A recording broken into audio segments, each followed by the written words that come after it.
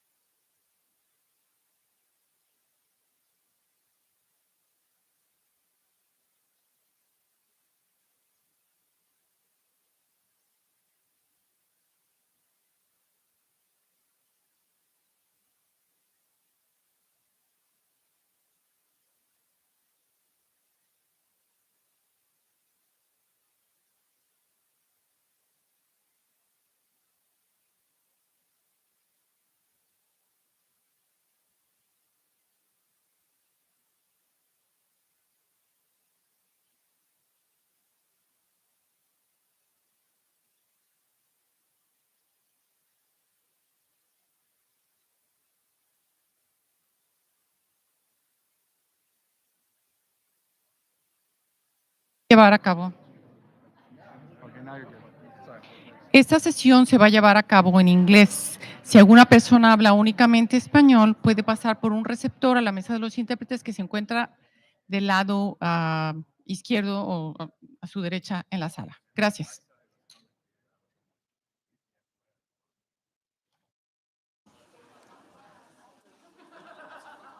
Good evening, everyone. As we hit the 6 o'clock hour, we can ask everyone to please get settled in, take their seats.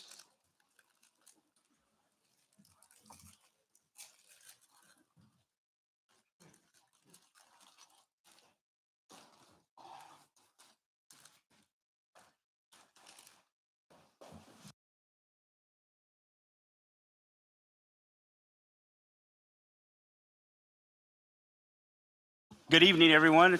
This is going to be our final meeting. This is where the rubber meets the road, and got $134 million. And I like what Dwayne always reminds us the need is far greater than the dollars available.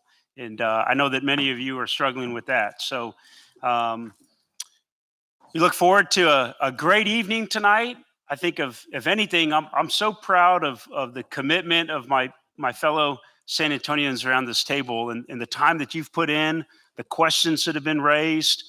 It's amazing. It's exciting to see the love of so many of you around the table. To hopefully, we're investing in San Antonio tonight. Tonight's a huge investment for everyone in San Antonio. And then I'd like to take a point just to thank staff, the countless hours and the responses that they put. And Dwayne and I understand not every question was specifically answered, or maybe it wasn't the answer you were looking for, but definitely the effort was there. So we want to thank all of the staff, and then also all the community members.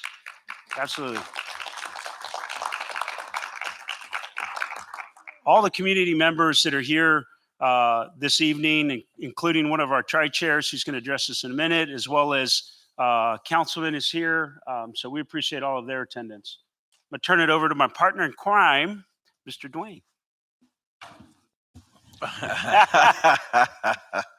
Well, ditto to everything that Chris has said. This is the day that we've been waiting for.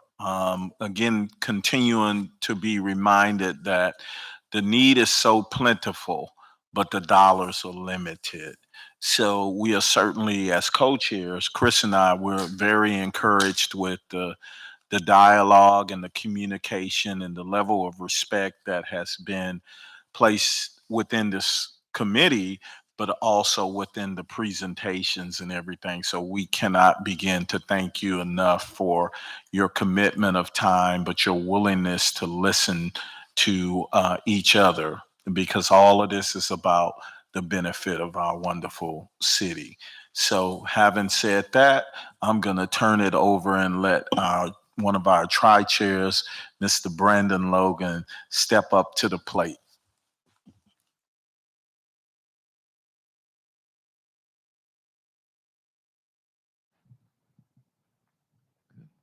All right. Thank you, Dwayne. Thank you, Chris. Good evening, everyone. Just quickly, on behalf of the tri-chairs, I want to say thank you all for your commitment on this committee. Also want to thank the residents for sharing their lived experiences with you all to make more informed decisions tonight. One of the things that I'm most proud of is that you all are ending your role and responsibility as a committee member today, but not as a resident. And so this is just the first phase of multiple parts of this process that I'm going to encourage you all to stay committed in. You all have invested a lot of time and energy and effort in this process, and let's not watch that go in vain. We must really stay committed to this process after you all produce a recommended list for council in January to review and consider and hopefully adopt. The next phase will then go to the public facing. So, you'll have to keep your committee hat on, making sure that we are crisscrossing every neighborhood here and explaining why we think this is an important bond to vote in favor of. And lastly, I just want to remind you, as we are respectively representing our respective districts tonight, let's keep in mind the greater purpose today, which is to continue to build a city that we can all be proud of, one that our future grandchildren and children would be proud to come back to. And lastly, give us an opportunity to unify our committee around this bond, something that everyone can feel connected to, feels like this is going to add value to their respective areas of interest, and that we have success in May. So again, hope everyone has a great time deliberating tonight. And at the end of the day, we can all clap and say that we did our best part to put the bond program forward for City Council's review and approval. So thank you again. Thank you very much, Brandon. So next order of business. So this is again, the important evening where we're going to actually vote. So what we would like to do at this time is I'm going to ask our Deputy City Manager, Maria Villa-Gomez, to step up to the mic and just kind of give us an outline of how everything is going to take place this evening. Thank you, Maria. Thank you, and good evening, everyone. And let me begin by thanking you for your time and your dedication to this committee. This is a very important process to the residents of San Antonio. The decisions that you're going to make today are going to shape those improvements that we are going to be working on the next 5 years. So thank you so much for your work, the time you spend asking questions, reading materials, and also being in the tour. What I'm going to do next is just to give you a quick overview of the agenda for today, as well as the bond program and the next steps. So as you all know, the proposal that we have before us is $1.2 billion in total. The facilities proposition that we have been discussing with your assistance is the last two items on this particular slide, which is municipal facilities and public safety and health facilities as well, for a total of $134 million. Other very important propositions, we have streets at $477 million, parks and recreation of $274 million, drainage and flood control at $165 million, and housing at $150 million. Now, the recommendations for those projects, except for the facilities propositions, have already taken place. So we are the last meeting. We are the last of the committees that will be making recommendations. So we're excited about the process for tonight. So what are we doing today? So what we're doing today is you are making recommendations to the city council on what projects you want them to consider included on the ballot for our voters to vote. You're here also to recommend projects, what we call below the line, for future funding. And those projects below the line that will be recommended to the city council, we city staff, as part of our annual budget process and as part of our operating procedures, when funding becomes available, could be from a grant, it could be from a partnership with another entity, it could be from our operating budget. We know what are those priorities of our community. So that's why those projects below the line are very important. And finally, I heard some comments from some of you that wish to make recommendations for the city manager and city council consideration on how we can do this process better. So any recommendations that you want us to consider, we're going to be taking those and put those on a memo that will be forwarded by the co-chairs to the mayor and the council with those recommendations that you want. Could be the process, or could be how we manage our facilities. So we'll be taking those as well today. Now, on the agenda, on the timeline for the bond overall, we, as I mentioned, are going to be making final recommendations. You're going to be making final recommendations today. Those will be presented to the full city council on January the 12th. And then the council on February the 10th will be approving a project list and calling for the election. And then the vote is scheduled for May the 7th for our residents to consider approving this bond program. Now, as far as what we're doing specifically today on the agenda, during item number 3, which is the most important item on the agenda, is that we're going to be taking motions to recommend those projects to the council. The co-chairs will be facilitating that process. Now, we've requested that you consider providing us your thoughts on potential consensus motions through a survey that we conducted earlier this week on Monday. And we had a total of 17 members who participated in this process. The co-chairs did not participate in the process. So based on that general consensus that we received, based on that feedback, we put together some potential motions, again, based on that feedback. However, we're not restricted just to those motions. If you have changes from what you sent on Monday or Tuesday, or you have new ideas, then those will be considered by the chairs. So I want to call to your attention some materials that we have on your table.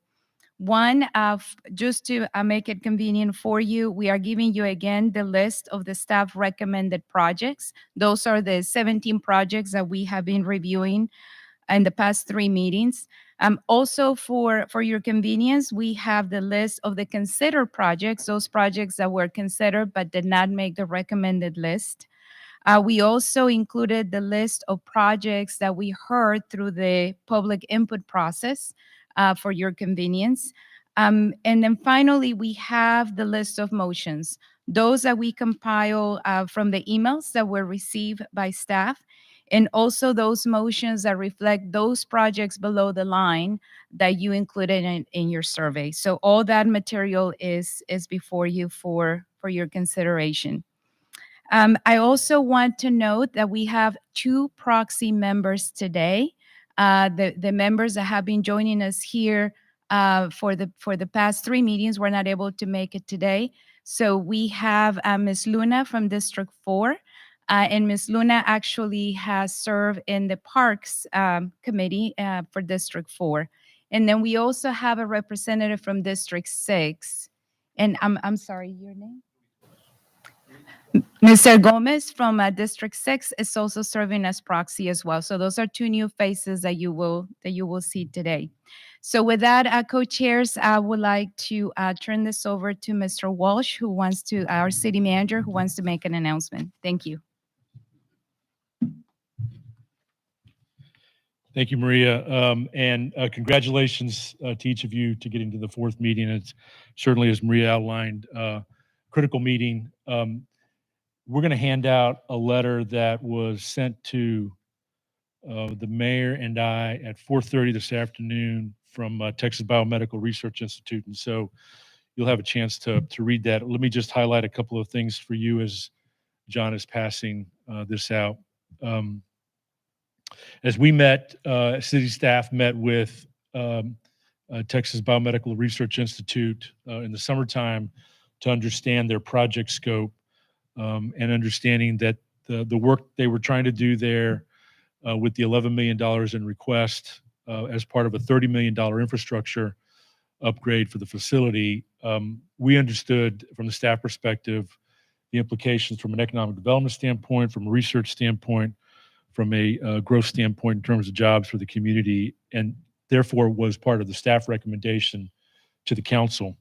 The council adopted that as they moved forward to the committees. The growth in the research program, as Texas Biomed shared with you in some of the previous meetings, and the estimated growth over the next 10 years, not only to their own organization, but the resiliency of their organization. They have a strategic plan that's calling for the doubling of employees out there, and with a total overall impact of $3.2 billion from an economic standpoint. And those are some of the facts that they laid out to this group. So in terms of economic development, enhanced STEM education, ultimately the organization's mission to protect communities from infectious diseases and their role certainly in the COVID-19 and other vaccines. The letter here that we received at 4:30 is withdrawing their funding request from the bond program, and that they will work with the city staff and council to explore other options to upgrade their critical infrastructure issues and the proposal that they made. I will also point out that they are clear at the paragraph on the bottom of the first page that they feel that their work was misinformed and misrepresentative of the work. And certainly you can read this for yourself. Disparaged, and certainly they are leaders in their industry and felt this was the best move from their perspective. They are thanking the facilities committee for the review and the time, and are wishing the remaining organizations the best in securing the funding tonight. But an important development nonetheless that was finalized and received by me at 4:30 this afternoon. So we wanted to share that with you. I know that probably there's a game plan for tonight, and game plans always change. And so pivot and we move forward.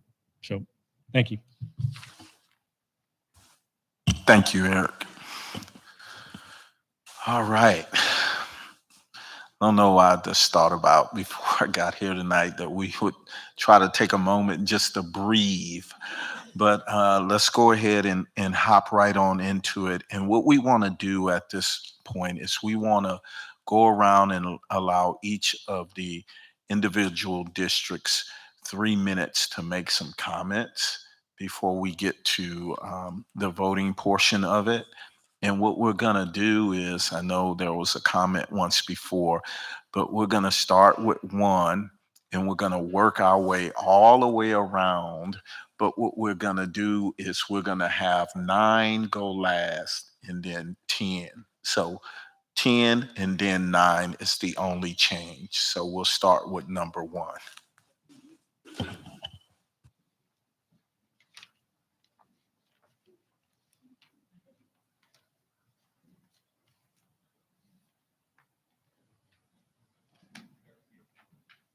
For District 1 or 3 minutes per member of District 1?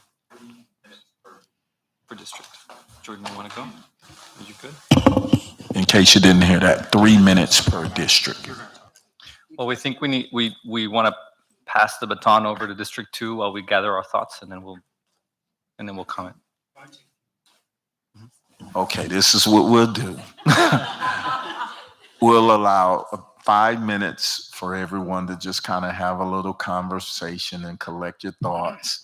This will be our breathe moment, all right? And then we're going to start with District 1, work our way around, and do 10 and then 9 is the only change. Did you have something already? No, I just want to make sure you understand that only 3 mics can be on at once. So if you're having a hard time getting it to turn on, if you just look around and make sure you're turning off after you speak.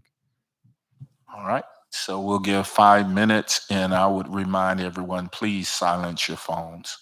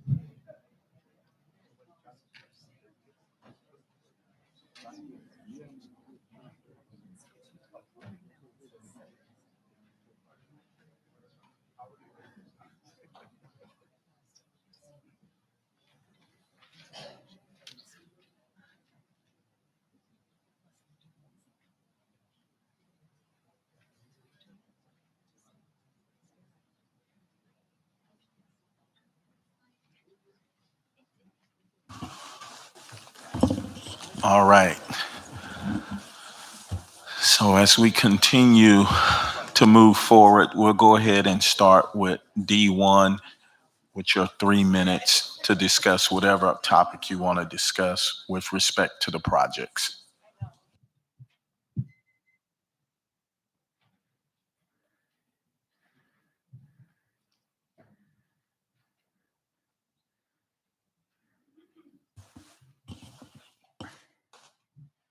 Do you have your, okay, you have the timer, you don't have the, oh, there it is. Okay, so keep an eye out on the front table and that will be your indicator with respect to your time.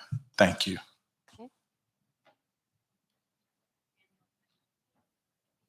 One. Oh, there I am, Danielle Campbell-Steens. And I would like to advocate for the Scottish Rite Library and Auditorium. I am currently in the middle of having a production there. We open tomorrow on the Nutcracker, and it's in desperate need of renovations. They're not ADA compliant because of when the building was, constructed. It is a historic building, and the people we serve, we really changed lives through dance and the performing arts. But the bathrooms that the children have to use, there are not handles on the faucets.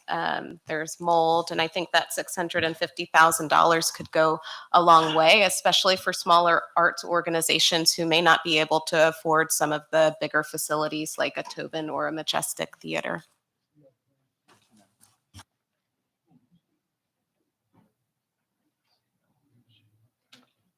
Sorry, still haven't gotten the hang of this. So we also want to thank staff and the rest of our colleagues here who have been listening to each other. Thank you very much. We are looking forward to hear everyone else's comments as we go through this. So we're here to listen as well. One of the motions that might be on the table, reducing the arts allocation from 1.5% to the minimum, is a little worrisome to me. Just speaking professionally, I'm involved in economic development and professionally, and cutting something that is so minor in terms of the bigger picture, but that does so much to propel the city forward in economic development. It creates a virtuous cycle, leading people to come to San Antonio to live, to work, to play. So cutting that out, I think, is detrimental to the future potential improvements that we can count on, because the city lives off of ad valorem taxes, sales taxes. So this is an investment and not just something to consider as a throwaway. So please consider that.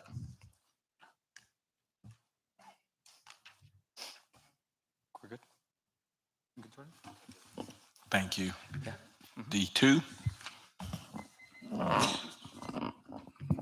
Okay. Let me read so I can get through this fast. So I've been a resident of District 2 for about 7 years now. I've got my 5 and 7-year-old children here. They live there with me, obviously. I've spoken to residents who've lived there for decades and entire lives. It's no secret that D2 has been historically underfunded, underrepresented, and disadvantaged due to historic redline and other factors. This is probably best exemplified by the fact that District 2 has 77 miles of F-graded streets that need to be repaired, when other districts have as few as 6 miles. I appreciate Mr. Morgan's comments over email. that we should be placing funding where they need it the most, and I fully agree with that. I'm not here to say that District 2 is a wounded puppy in this discussion. Rather, I want to thank everybody so far for their thoughtful comments. I think that we all believe that equity should be driving our comments today, and that we should be putting money where it matters most for our community.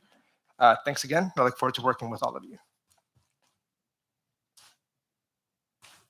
Dia Cole, D2. Thanks to city staff, officials, and organizers for their efforts and energy. This was a lot to cover. Thanks to my fellow bond committee members for caring enough to get involved and participate. Thanks to all the citizens that spoke up online, email, text, phone, and especially those that showed up in person to share their views with this committee. As a first-time bond committee member, I'm proud to represent the historic and culturally rich and diverse District 2 that I've called home for more than 10 years.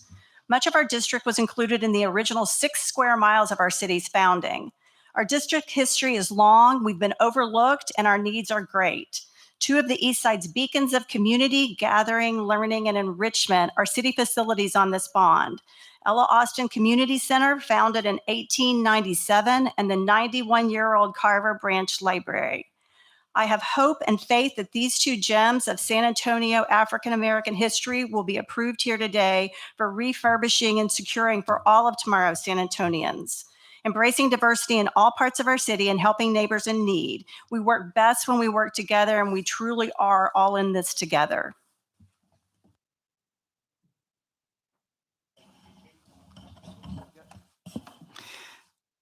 Well, fellow bond committee members, I just have to tell you, it has been an absolute honor and pleasure to be with you all tonight. I want to thank all of you all for listening to everyone and to all the divergent opinions that we have had.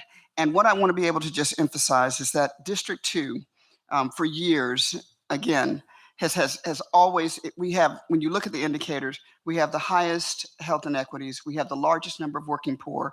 One of our actual census tract is in the top 5 census tracts in the country for being poor. We are constantly giving and giving. And I want to share with you all, even in this bond, when the conversations began, we were looking at over $30-something million. And I am proud to say that we were happy to be able to take less so that others could be able to have more. Because we recognize more than anybody how important that is to the growth of our children, to the health of our children, to the future vision. It is so important for a child to be able to dream and believe that they actually can be something different than just right around their neighborhood. So I want to thank all of you all for your time. And I do want to just, my last comment is for us to please remember that we have to keep in mind the big picture. It is important for us to make sure that we have a bond package that everybody in San Antonio is vested in, that everybody in San Antonio wants to vote for. It will be a low turnout race, and we just want to be able to make sure that our work, this is only part 1, and that we got to make sure that part 2 is, and that we get those bonds passed. Thank you all.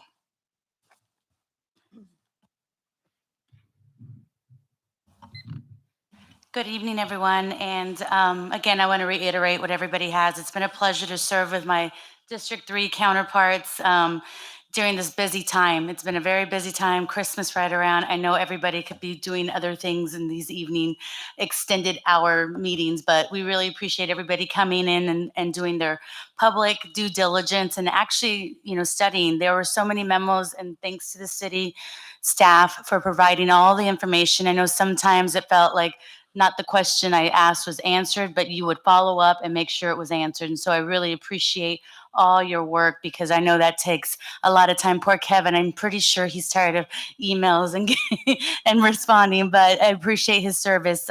That's the only thing that we can say that makes this process at least somewhat transparent and makes us feel that we have a voice in this public process. So that being said, I saw some of the motions that were submitted. I, for one, was not one of the 17s who submitted, but had a question. That 554,000 on the public arts, is that a true number? That's exact. How did we come up with that number? And reducing the 134? Maria's going to respond.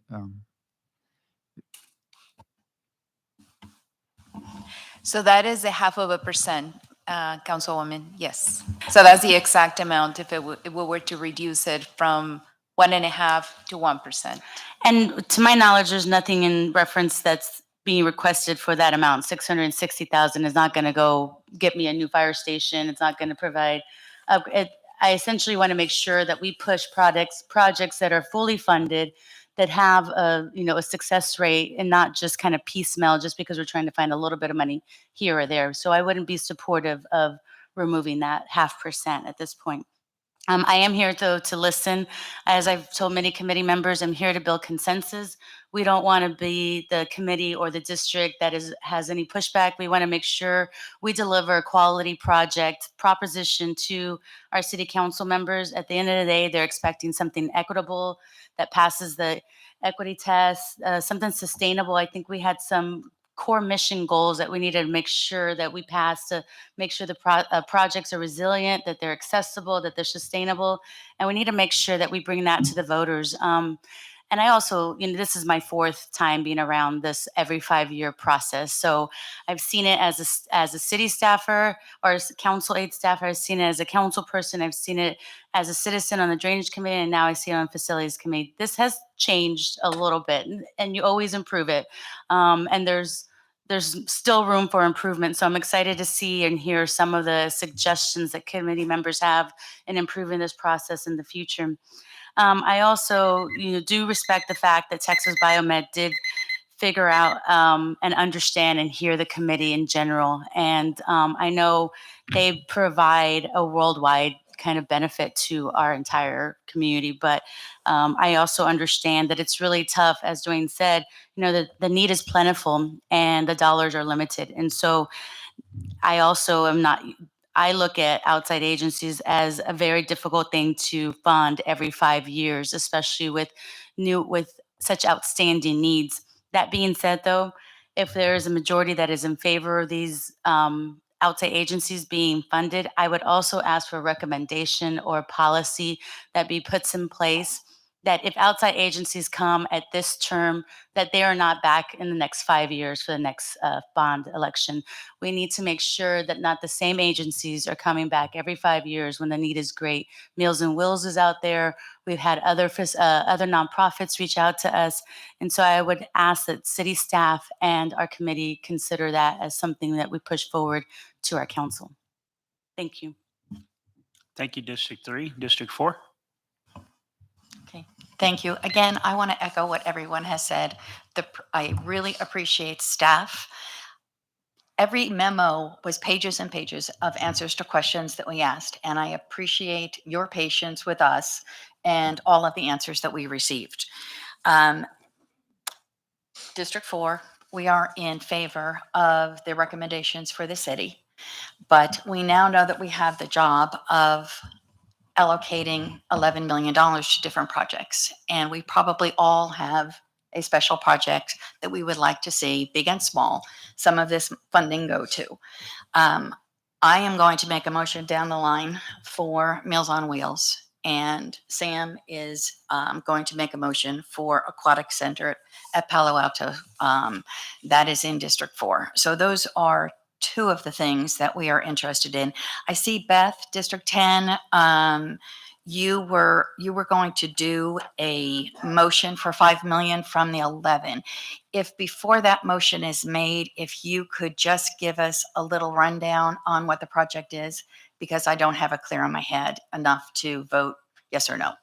So as we go and people come up with projects that they would like to see funded, if they could just give a little bit of background on the project, and that would be helpful. Thank you. Thank you, Ms. Rita. Anyone else from District 4? Thank you, ma'am. District 5? See me? Oh, thank you. It doesn't want to go. Okay. Good evening, Velma Pena with District 5. First of all, I want to thank staff and everyone that did all the hard work in giving us all this information. And the committee as well.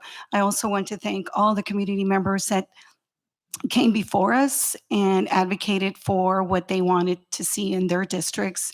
And I know it takes a lot for them to come out. Everybody has busy schedules. I also want to talk a little bit about Las Palmas, the plan that we have for Las Palmas Library.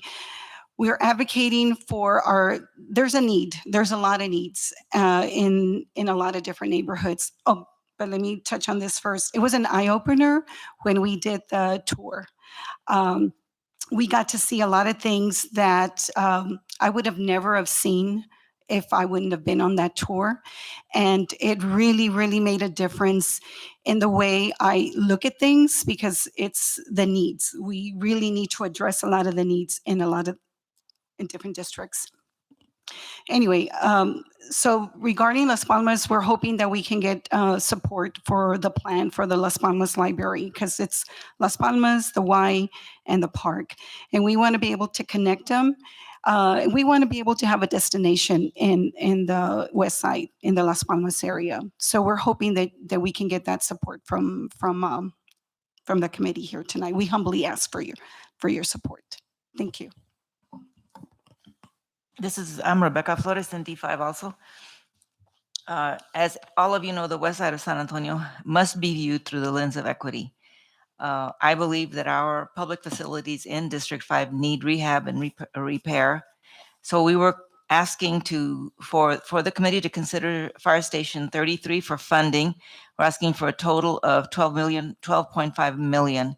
The bond dollars are limited, we know, and they should focus on the immediate needs of local residents. That fire station is located on Highway 90 as you go west and 36th Street. So it's very, very important to have something in that area. And these are some of the problems that the Station 33 has. It has foundation issues. The living quarters flood during the rains. The aircon system doesn't work. The electrical system overloads. It doesn't have bathroom facilities for women. It doesn't have private and quiet sleeping quarters for the firefighters and EMS technicians.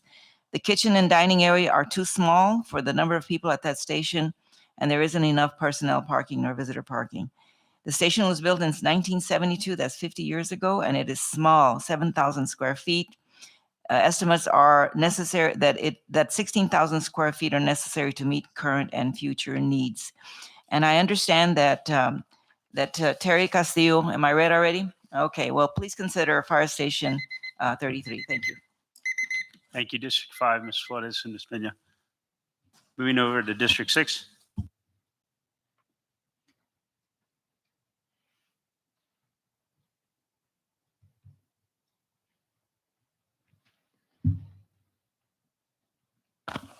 That's all. Okay. Good evening. Technical difficulties. My name is Luis Gomez. I represent District 6. I'm here to advocate for K9 Warriors Project. I am a Vietnam veteran. I was in Vietnam in 1970. I belong to the VFW Post 76 and to American Legion 2. I spoke to quite a bit of veterans that would benefit from the K9 Warriors, especially after I told them that the animals would come from the Animal Control Center. And if they weren't to their standards, they would not go back to the Animal Control Center. They would find a home, forever home. I had 3 heart attacks. I've had open heart surgery. I have 5 stents due to Agent Orange. I am a disabled vet. And I feel that K9 Warriors would be a great asset to all the veterans in San Antonio and around Bexar County. Thank you. Nicole Foy, District 6. I work in District 6, and we have cared deeply about our district's needs for a long time, and it has been such an honor to serve for Councilwoman Haverda. She's been strongly supportive of these 2 projects in her district that have been the discussion of a lot around this table. And I appreciate her continuing to support these 2 projects, even though they are they're private. I understand that the city staff and council believe that they belonged in the bond. It's been an honor to serve on this body, and I really appreciate city staff and all the countless hours that you have put into seeing that all of our questions are answered and how transparent the process has been. Thank you. It's Ramiro Gonzalez, District 6 as well. So again, thank you everyone who's made all this possible and put your time in. I do want to thank Biomed SA for taking that step back so that other projects can step forward, regardless of that representation.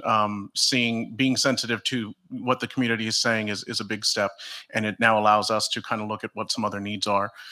With that, I will be supporting projects like the Fire Station 33, Bazan Library, Meals on Wheels. Thank you. Thank you, Ramiro. Moving on to District 7.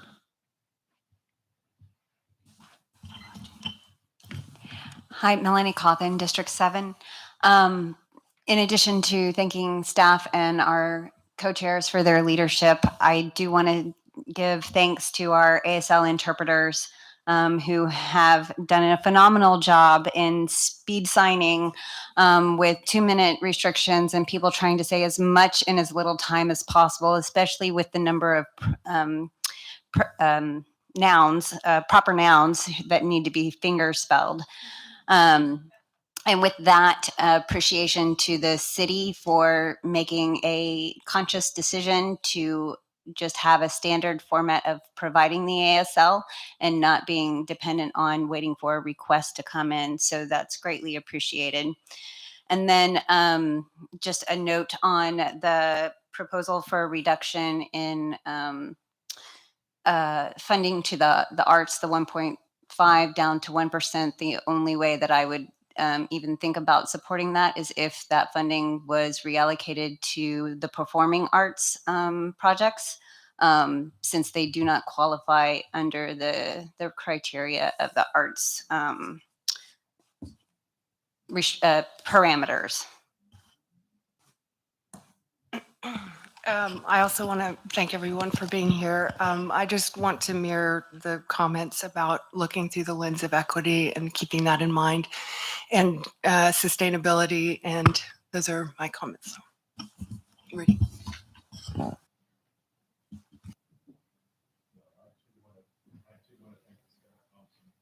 Yeah, I too want to thank the staffers and everybody here that invested their time. I also would like to ask for your support for Fire Station 33. We took a field trip to 10, and a lot of you all saw firsthand some of the needs. 33 is situated also is in great need, and I think it's just a good opportunity to ask for your support. Thank you. Thank you, District 7. District 8. Sure. Hi, I'm Katie Jarl, District 8, and on behalf of my colleagues here, we just wanted to first thank Councilman Manny Pelaez and his staff for all of the support that they've given us throughout this process. We thank the councilman for his trust in us and being able to be a part of this project. It's my first bond project, and it's been really educational. And in addition to thanking staff, I also want to thank our city leadership for prioritizing public engagement and public comment. For my day job, I work with a lot of municipalities around the state and around the country, and no one does public participation as well as San Antonio does, and it's made me really proud to see our community come out the way that they have. And I know that all of us look forward to talking about how to allocate that extra $11 million for our community on the table. And I think John may have had a question. Yes, John Nicholas, District 8. I'll echo her comments, everyone else, with thanks for the staff in particular. It wasn't easy answering all those questions. And I want to clarify one thing on that, on the art budget. I simply propose that as a solution to what was a discussion in the email thread. There were folks that were saying cut it completely. I've seen it work. In another role I had, I saw public art projects being built and added, and I think at the time it was 1%. I'm not necessarily a proponent of 1% versus 1.5%, but it kind of almost looks in the like I was suggesting that. I simply threw that out as a compromise for the people that were debating it in there. But I certainly think that the art community needs our support, and I certainly wouldn't support cutting it to zero. I would never have done that. One question I did want to ask. Does the committee have a list, or can you maybe a little bit later provide us with a list of those projects that our committee members have indicated via the survey that a majority of us would support? If you have something like that, whenever it's time for the motion, I would just ask that if we could see that list of projects, I would think it would speed us along a little bit. Sure, we can do that. Thank you, District 8. We're going to jump now to District 10.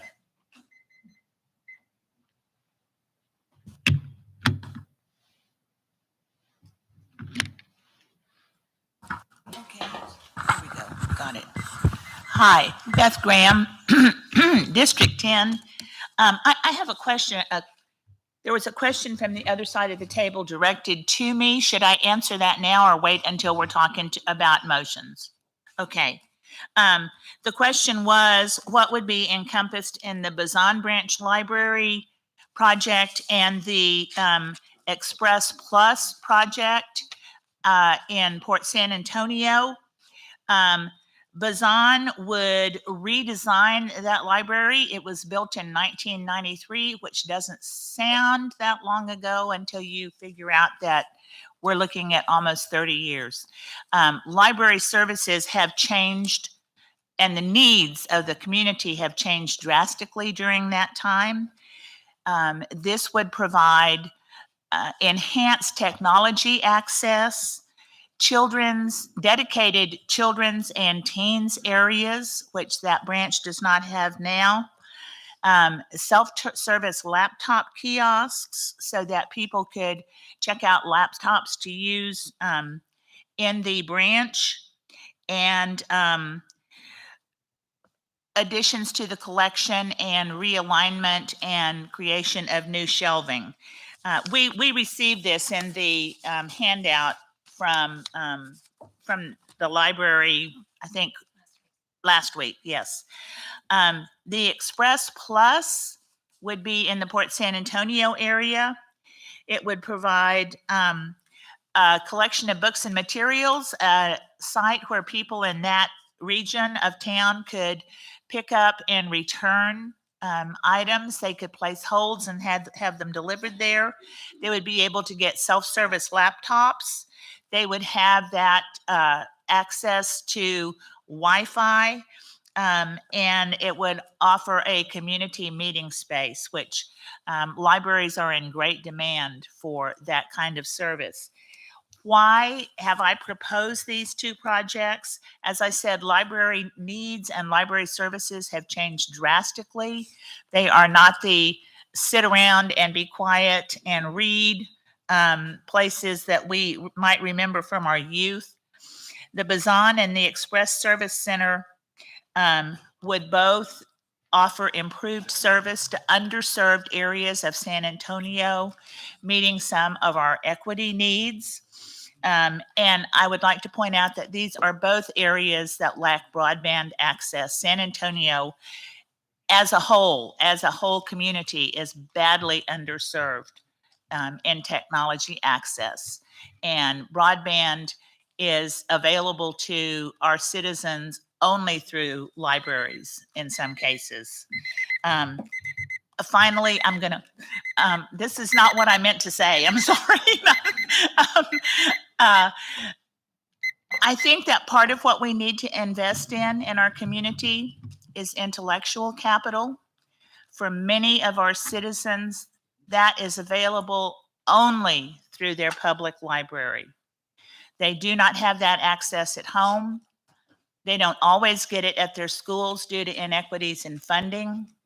And the library is a free public service that meets many of those needs.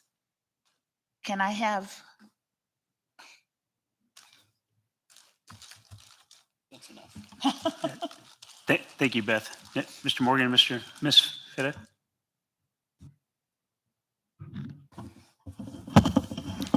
Nathan Morgan. Many of you know my writings. I wanted to remind us of the purpose of bonds. The purpose of bonds is for initial, especially for facilities, is for initial construction of facilities necessary for government operations.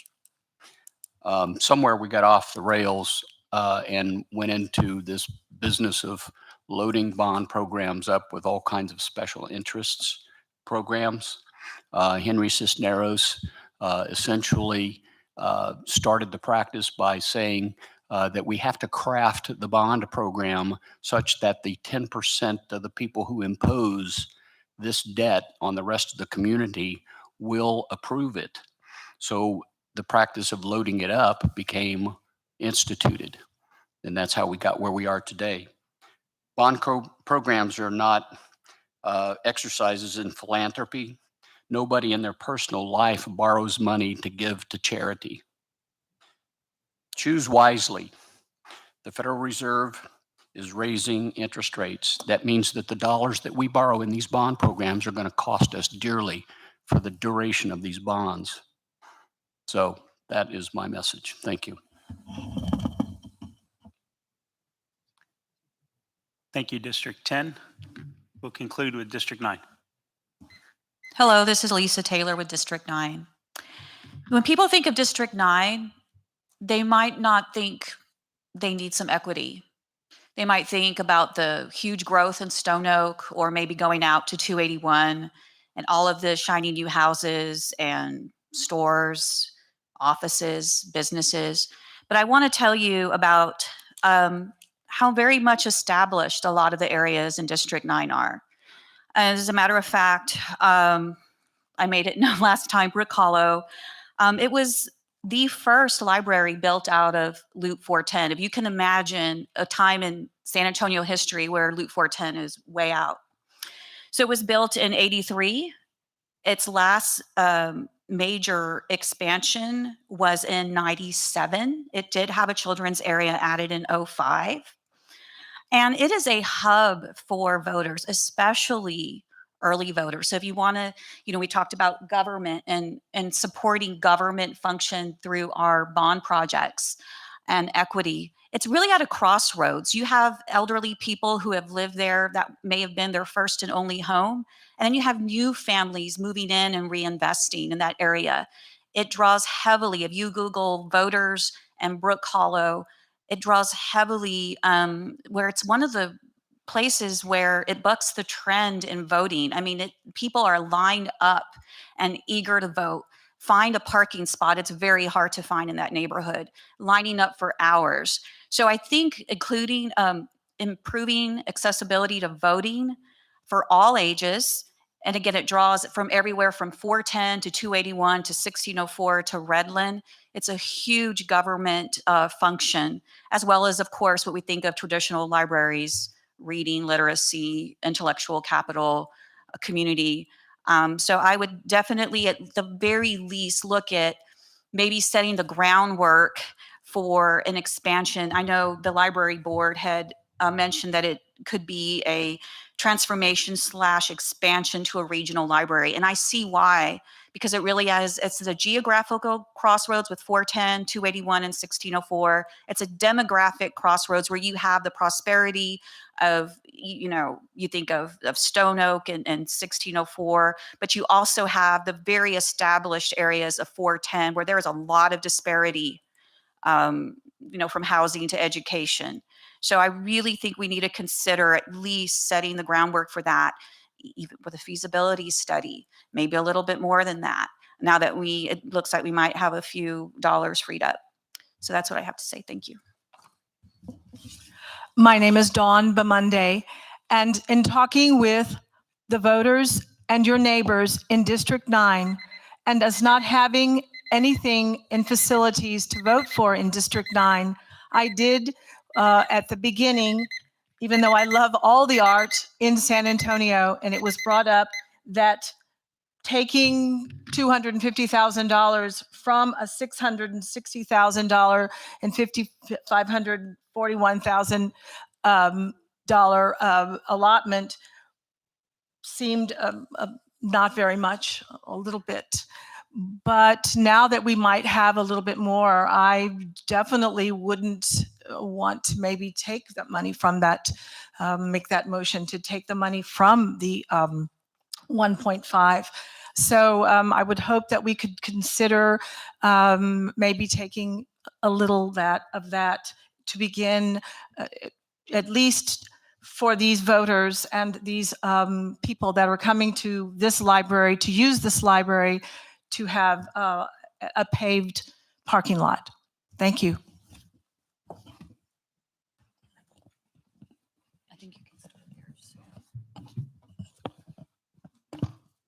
Okay, thank you. I'm Rebecca Bruni, and I'm with District 9. Just three quick things. First is, I think, again, want to thank staff, thank leadership, thank fellow committee members. This has been my first opportunity to do this, and so this is quite an enlightening process, so thank you. I think first, as we think about this $11 million, which again, want to acknowledge Biomed's acknowledgement that this was the right maybe decision to do.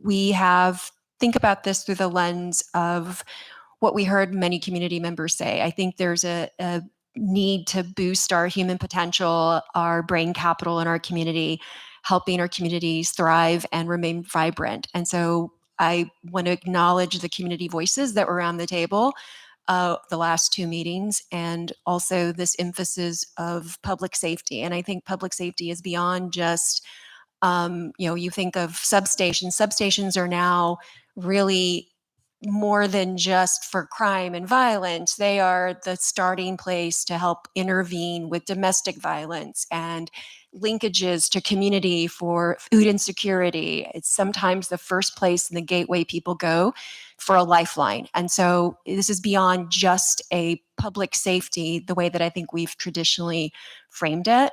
And I think lastly, I just want to say around the arts. I heard Melanie asked not once, not twice, but 3 different times about the Magic Theater and whether that was going to be ADA accessible.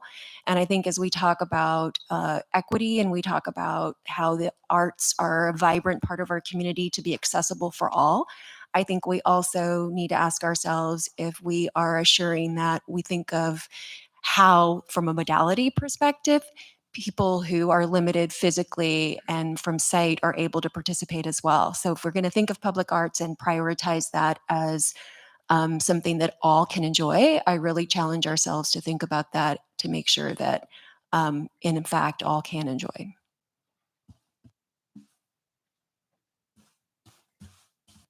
All right, thank you very much. Thank each of, yes, ma'am. Are we allowed to make a motion? So we're getting ready to get into that point right now. Sorry. All right, no worries. Yes. We just want to note that she was first. Okay. Okay. I have a quick question, and Maria, for you. I guess since the 11 million is coming out of the proposed public safety and health facility proposed prop, does it need to stay in that? Or since there's no written ordinance, we can move it in either section? It doesn't have to be within public health and safety, so it could move to municipal facilities. Okay, okay, thank you. All right, slowly but surely. So at this point, what we would like to do is, in our communication earlier, when Chris and I had a Zoom this afternoon with staff, we did ask that they bring with them a copy of the survey. So we want to go ahead and pass that out and give it to each of you so that you can take a look at the results from the survey. And then we're going to start moving into the format. What we would like to do is, so initially we had 17 proposed projects. We have one that's pulled out. So what we would like to try to do, and I see Maria has walked off, we would like to try to frame this to make this easiest for our committee, is looking at what the other committees have done, is we want to try to start with general consent. So we want to have consent essentially for all of the projects. And then for those that we want to have discussion on, we will pull those out of consent once a motion is made. Okay? You want to add to that, Chris? Yes, sir. Thanks, Dwayne. So there, we have a total of 17 projects. One was pulled, so now we're at 16. We have received emailed comments and concerns about 3. So we're going to remove those 3 from the consent because they've already said, I'm unsure, want more information, want to ask more questions. So we are pulling those 3. So we are now at 13 projects. Is that correct, Maria? That is correct. Okay. So we're going to pull up the list of the 13 projects. Yes, and I'm going to ask Kevin if the co-chairs are okay. Somebody asked to see the results of the survey. We can do that fairly quickly so that way you understand how we're pulling those 3 projects. So Kevin, can you? Yeah, we're working on that. And then here's the list. So the list is on the screen. So as I mentioned earlier, we had 17 members that participated in the survey. So we sorted this by the frequency of a yes on the having a consensus agenda or having a particular project on a consensus motion. So you'll see that Fire Station 10 got 17 yeses, followed by Central Library with 16 and so on.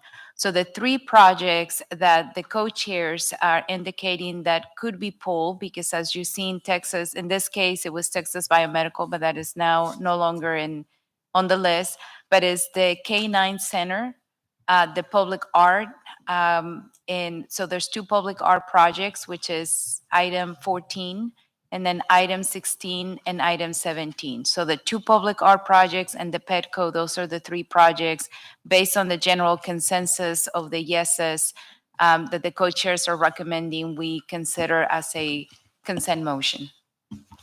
Let me make this comment as well. So a lot of us have had the opportunity to serve on boards and commissions, and we understand parliamentary procedures and all of those things. We have staff expertise to assist us. I'm glad to see our city attorney sitting here over here to my right. So let's not use a lot of time so much worrying about parliamentary procedure. And I would ask, if we're off track just a little bit, that you would correct us. Okay? All right. So hopefully that helps people breathe a little bit. Go ahead. I'd like to propose to pull the libraries from the consent list, and we discuss about the nature and character of those developments. So that's a motion. All right. So do we have someone that wants to second that? All right. Any discussion? Just for clarity, Mr. Morgan, all libraries? Let us do this. Let's go into the process of how we're actually going to vote. And I'm going to turn that over to you, Maria. Sure. So you have 3 cards in front of you. So once a motion is made, we need a second on the floor, and then the co-chairs will open it for discussion. After the discussion has concluded, then there's the opportunity for you all to vote individually. So if you're for the motion, it'll be your green card. Against the motion, it'll be the red card. And if you want to abstain from, that'll be the yellow card. Point of information.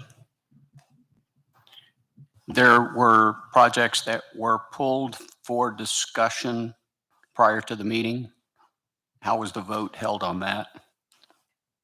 So they haven't been any projects. We were proposing to take a consent motion with the exception of those 3. That was for discussion. So no vote has been taken. So my suggestion falls in line with those 3 previously pulled, to simply pull the libraries from the consent and for this discussion. Okay, and that's not necessarily a motion necessary or needing a second or discussion. It falls in line with the previous procedure that you've already enacted. Yeah. Point of order. You have a motion and a second. And I'd like to discuss it. A point of information is an interrupting motion. I mean, again, what we're trying to do is have it done in the most efficient way we can. Again, the objective is to get to at least a list of projects that has near consensus, if not full consensus. So if the co-chairs are okay with it, if what you want to do is pull that for consideration, we can do that. But again, that just narrows the list of the consensus. Has nothing to do with anything else. What if we don't want to pull it? But it's not a motion. We just, Yeah, it's not a motion. It doesn't require a second. We're trying to be efficient, right? So if it's one where everybody's going to pull all 16, we're kind of back to square one. But what the chairs are asking is, if you want to pull it and talk about it separately, they're saying we can do that without a motion. Okay, so that's what you want to do, is pull the library. We're pulling the library. Let's Andy, chairs, let's go through the list and identify the library projects, just so that everybody's clear. So it'll be What if I wanted to make a motion that we consider the consent list, because there's a dozen projects up there that have already been indicated as supported by 16 or more members. Yeah, yes, sir. But you're talking about all the library projects. So what we're going to do is just go through here. I'm talking about Oh, the different person. original Okay. list. All right. I I'm can't just see saying, who's talking. I'm saying, why wouldn't we just go ahead and vote on that list of projects, agree on what the consensus list is, and then if you want to pull some out, I mean, we'll have to do those individually, but. Well, and can you put that back up on the screen, the survey results? I think we would save time if we voted, if we Well, the had a city- motion and I mean, I voted guess the the way it city- was. Let's hold on. Let's not time about out. time. Time out. Let's go back to the survey document. Kevin, what the chairs proposed was to take those three projects and set aside for further conversation as a starting point. The gentleman from District 10 is proposing to pull out all the library projects. I understand that. And I'd like to make a motion that this committee consider the list of projects as the chairs have presented, that include all except those last three, and see if we get the votes. If we don't, then we can start pulling them out. I'm just suggesting it would save a little bit of time. So everybody else needs to weigh in and give the So chairs I would some like to make feedback. that motion that we consider the consensus list. Second the motion. Well, there's a motion and a second already to pull the libraries. As you suggested, vote on the consensus with the three separate out, or we're going to allow people to pull items, right? Or actually, the third one is to vote an item at a time. Again, we're looking at efficiency. We're trying to respect y'all's time. I can see where you would want to vote on. Again, that was what the chairs are proposing. We look at those, except for the three, as a consent. And again, if people don't want to vote on those as a consent, they can vote no. Right. And then we could go through that process, but rather than waste, I mean, not trying to, I'm just thinking to be more efficient, so.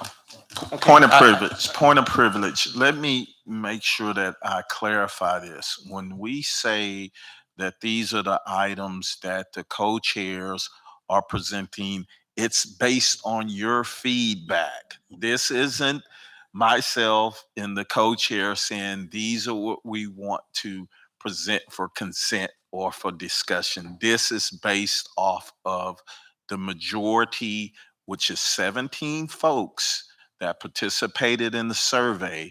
That consists of over 50% of our members. And to be clear, we only need 16 yes votes, right? Because only the 30 members vote. The chairs don't vote unless there's a tie. Co-chairs vote. The chairs do vote. Okay, so then it's 32, so we need 17. Okay. Okay, so I'm going to ask everyone to pause for a moment. Let's get some direction from staff so that what we were simply trying to do based off of the surveys was get those items that we had consent on to get those voted on and then move towards discussing just the ones that there are concerns about. Okay?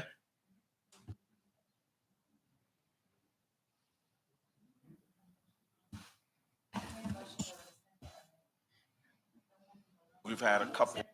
I guess we were not entertaining motions at the time. The co-chairs were trying to get a sense if there were any projects that were wished to be taken from that consensus, potential consensus motion we put before we put it on the table. Okay, so we have 16 projects.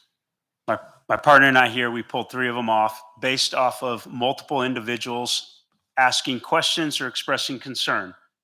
1 got removed. We are now down to 13. We are going to do a motion in a second to remove any further jobs, any other further projects on there that will be discussed. They're not going to be removed completely. They will be discussed. And let's see how far down we get. If we get less than 10, maybe we don't continue on. We just go straight project for project. Point of information. How many people participated in the pulling of the previous 3? So what you see on the screen is the sorting of those members that participated. So what the co-chairs were trying to establish based on those members that provided feedback, that the K-9 Center and the Public Art had the lowest number of votes. So that's the reason why there was a proposal to pull them out. And that's what they're proposing to you today. So to be clear, none have been pulled out yet. Point of information. Can we just have clarity of which projects y'all actually pulled the 3? So are you saying it was that you're proposing to pull?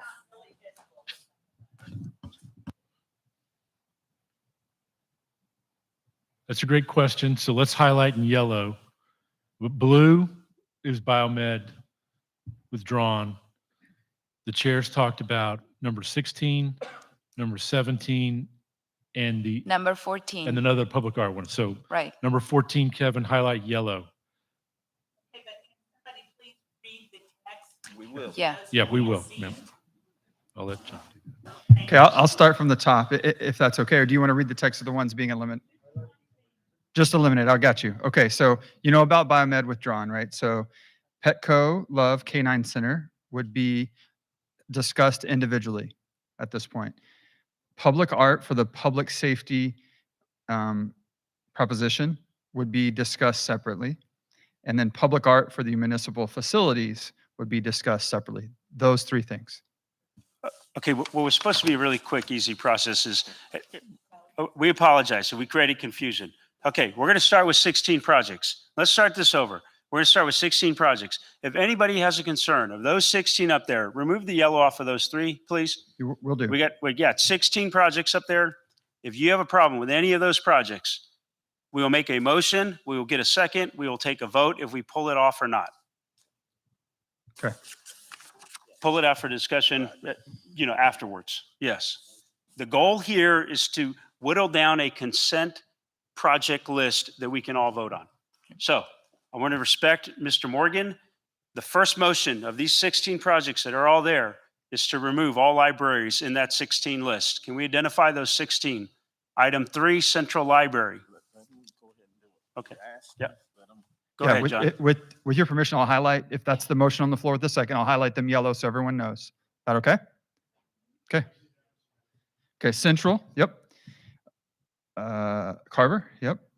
And then Las Palmas. I can't read quick enough, sorry. Those 3. So to clarify, Mr. Morgan, your motion is to remove those 3 projects from the list. My motion is to, as was presented earlier, to pull these from the consent vote for the entire, for whatever's left, so that we may more carefully examine and discuss the nature and character of the proposed bond project for these individual items. There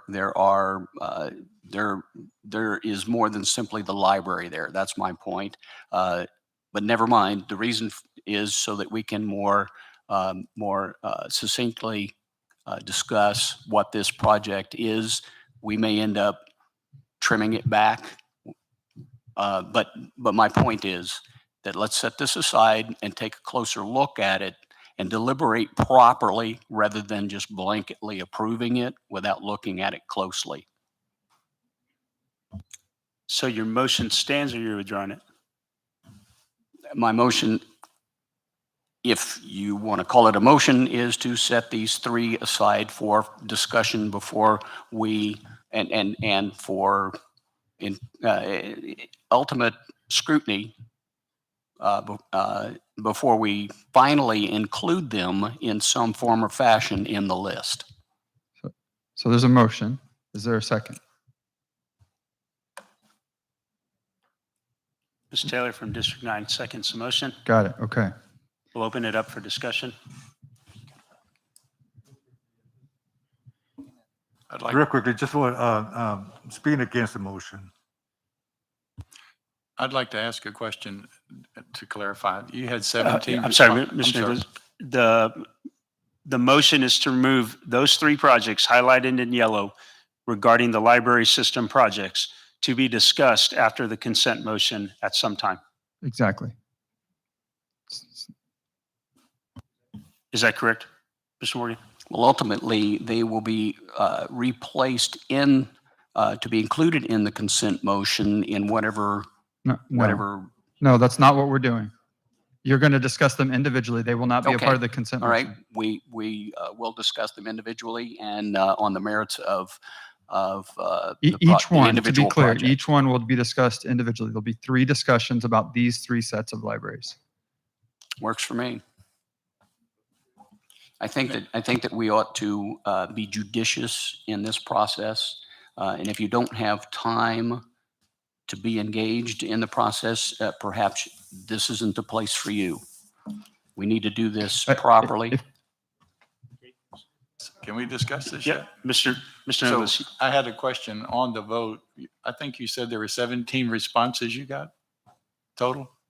Yes, So- that's correct. So you're telling me that of the 32 committee members, 80% voted for number 15 because that was 10. Well, and almost 100% voted.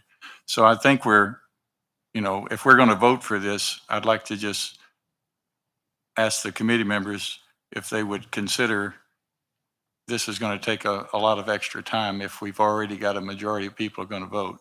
So that was really what my question was, but just to clarify that we've already got 17 out of 17 or 15 out of 15. I don't know who else didn't vote, but this would be your opportunity to vote. And the idea, it's not that I don't all the time, but I think the idea is to just not waste time on things that we all have agreed on. So here's the thing, with respect to parliamentary procedure, we had a motion, we had a second. I would like to amend the motion. Okay, if I can. there you go. All right. Can I amend the motion to not pull the libraries, to instead just pull 14, 15, 16, and 17 from that list and put the rest on a consent agenda? That's an incompatible motion, because it goes straight, in which it's the opposite of what he's proposing. So what I would suggest is let's get to the vote as quickly as we can so we can move on. I call the question. D5. Okay, call the question. All in favor of pulling these 3 projects, 3, 10, and 13 of the library system, please signify by holding up your green card. Hold up whatever card you want. So hold on. Okay. Yeah, that's fine. And please make sure that you do hold it up long enough so that we can. The motion staff can fails. come. The Yes. motion fails. Okay. All right. Motion fails. We can remove the highlighted. We'll open the floor for another motion. Could I make a motion that we consider the projects 1 through, was it 13 or? 1 through 13 and 15. 1 through 13 and 15 as a consent item, and We'll let John highlight those. We have a motion and a second.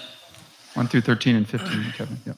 So that's going to be the fire station, central library, citywide municipal facility resiliency improvements, Magic Theater. Yep. There's 2 other city facility improvements, Tower of Americas, Animal Care, Carver Branch, World Heritage Center, AIA Austin Community Center, Las Palmas, and the new police substation. I'd like to second that motion. We have a motion and a second. We'll open the floor for discussion. And second came from. If I could just remind you, only 3 mics on at once. You're muting each other. You're muting each other by indicating with the red light that you want to speak. If you'd raise your card and the chair will recognize you, that'd be very helpful because you're muting each other while we're trying to broadcast. Just as a heads up. Thank you. This Sorry. is not a vote. But I'd like to. I have a point of discussion here. Sure. So one thing that was tempting about the pulling out the library piece is that, I guess it could be also sort of a question.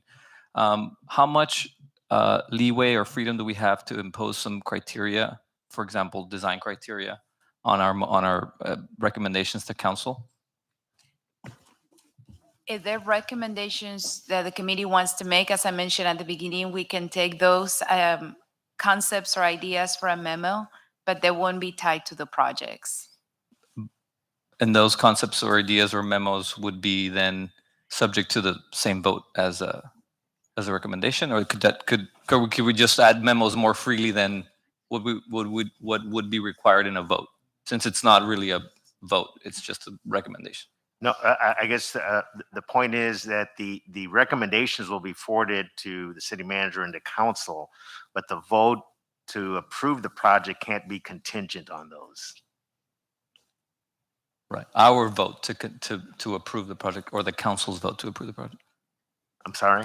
Our vote or the eventual council vote cannot be contingent on that. Actually, it depends on the project, because I mean, sometimes the council can put, later on as we implement the project, but I guess the point is when it goes to the voters, that can't be part of the bond proposal. For the dialogue. Sure. Did that answer your Understood. question? It did, and I would just like to then add to maybe a potential recommendation that we make along with our vote, that we include as a recommendation to council that especially any project that is included in the sort of umbrella of equity, that the design includes accessibility and walkability to them. If you can't get to it walking, if you can't get to it through a via bus, then it's not really equitable. So we just, I'd like to add that to our list of comments to council. And that could be separate at the end once we take the votes for the project. Understood. Got it. I would like to make an amendment to the motion on the floor to also pull the police substation. To add that, is that possible? Okay, so there are now 2 motions on the floor. Is there a second? Okay. Okay, so to clarify, friendly amendment is what we're going to call it, to pull the substation, item 15 from this motion. Yes. That needs to be accepted by the individual making the motion. Is that correct, Andy? That's correct, but what I would suggest, chairs, is that again, what we're trying to get to is a consensus list. So really, I would recommend we take that motion first, which is to pull the police station from the consensus list. That makes most sense to me. All right. Okay, so the motion is to pull the police station. Do we have a second for that motion to pull the police station? Yes, we have a second. We have a motion and a second to pull the police station. We'll take discussion on this motion. Am I allowed to discuss why? So I'm pulling it because I want to attach a memo to council with regard to the project, not to pull it off the list at the end of the day from the bond recommendations, if that makes sense. Thank you for the clarification, Mohammed. Any further discussion? Okay, the motion is to pull the police substation, to talk about it as an individual project, to attach a memo of some sort that will be talked about later. We'll call the discussion. All raise your card for your position.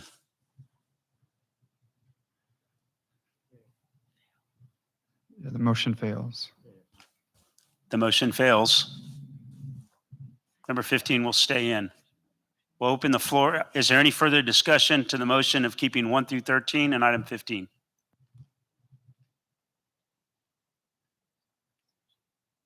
For clarification, the 3 items that are not included, in addition to the 11 million from Texas Biomed, how much money would that leave us, just so that everybody has a good understanding of what we've got left to deal with?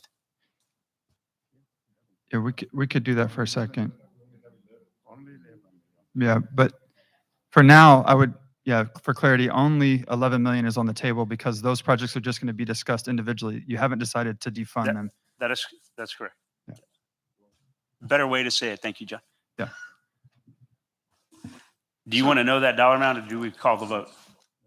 I would call for the vote. Call for the Okay. vote. Call for the vote. Everyone raise your favorite color. The motion passes unanimously. Yeah. Okay. 13 of 16.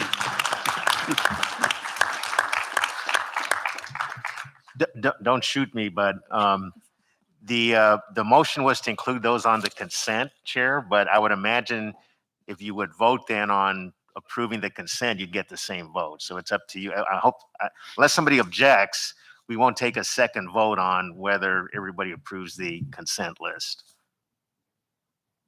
Okay. If there's no objection, we'll accept it. Yes, ma'am. I'd like to make a motion now. Yes, ma'am. It was mentioned in our last meeting that there's a consensus that our focus should be on the basic needs of our community, such as libraries, fire stations, and community centers.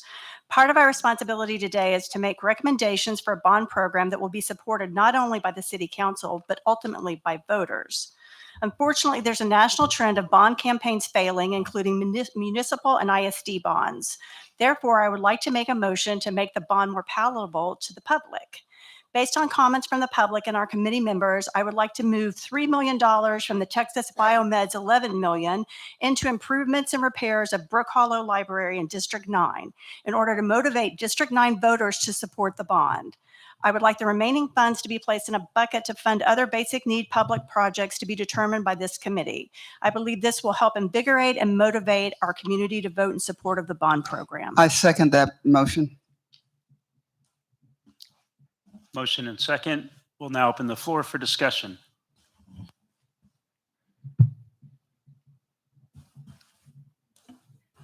Can you repeat the primary part of the motion?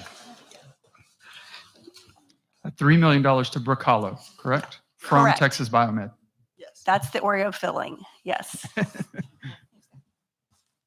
As we open the floor for discussion, John, can you give us a running tally of where we're at and how much money we've got left to discuss, or what's Sure. unapproved? Sure. Maybe it's a better way to say it. Absolutely. Right now, there was 11 million. So with this, there's a reduction of 3 million. We'll get that on the screen just momentarily.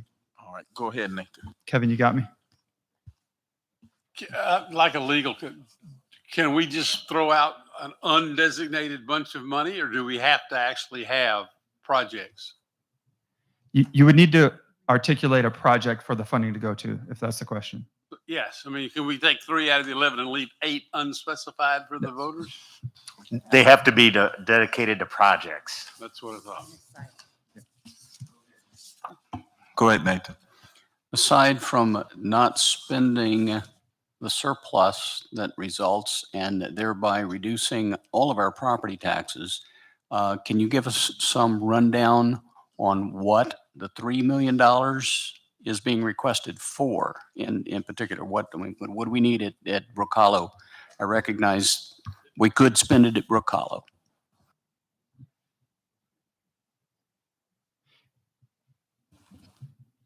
Hello, it's Lisa Taylor with District 9. So Brook Hollow, we have an estimated cost of $250,000 just to start with paving our parking lot so that people have access to the library as well as to voting. In addition, a feasibility study to see what the needs are. So it has a very small footprint. There's not very much property, but from what I understand, the city does own a neighboring lot, so we wouldn't have to acquire additional property. So that was saving the costs. It is 14,500 square feet approximately.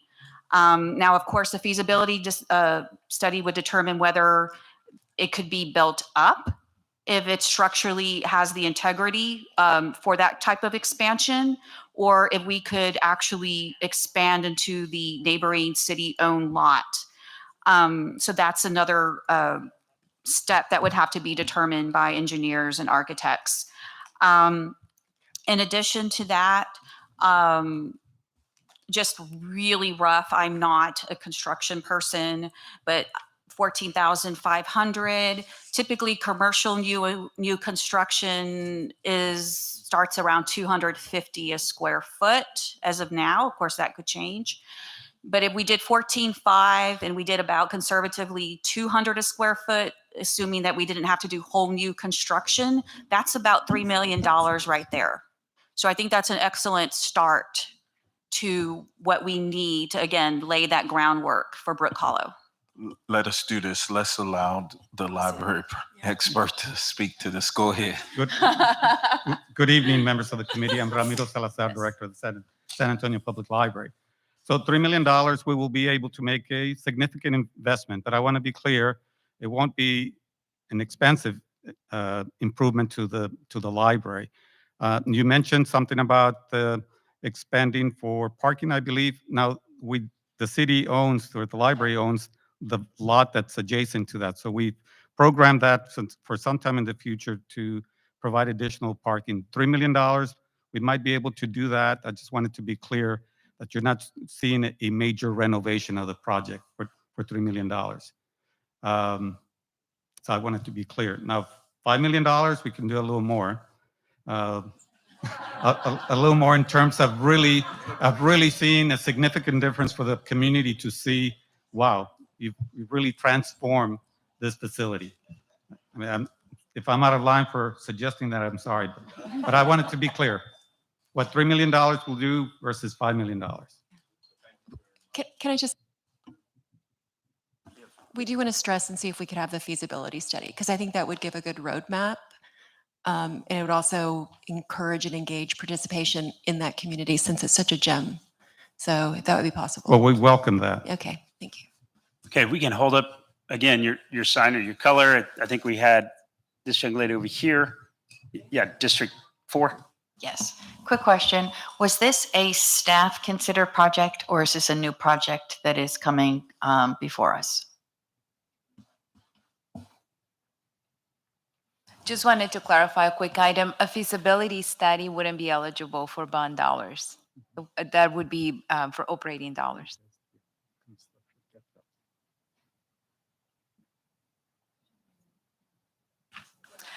The Brook Hollow Library project is not one of the recommended projects. So that'll be a new project added above the line if the motion passes. But was it a staff considered project? Rossi, help me with that. Was that one of the considered projects? It was submitted by the library board, but staff did not recommend for funding. So it was not in the considered project list? Correct. Thank you. Sorry, I had a Point of question. discussion here. Go ahead. Okay, I'm sorry. I had a question. Mr. Nicholas had his hand up, and then keep your card up, please, until you call. May I add something? To make this library regional, the cost is $50 million. To do a decent renovation, it costs $5 million. $3 million is really not going to do a decent renovation on this library. Mr. Nichols.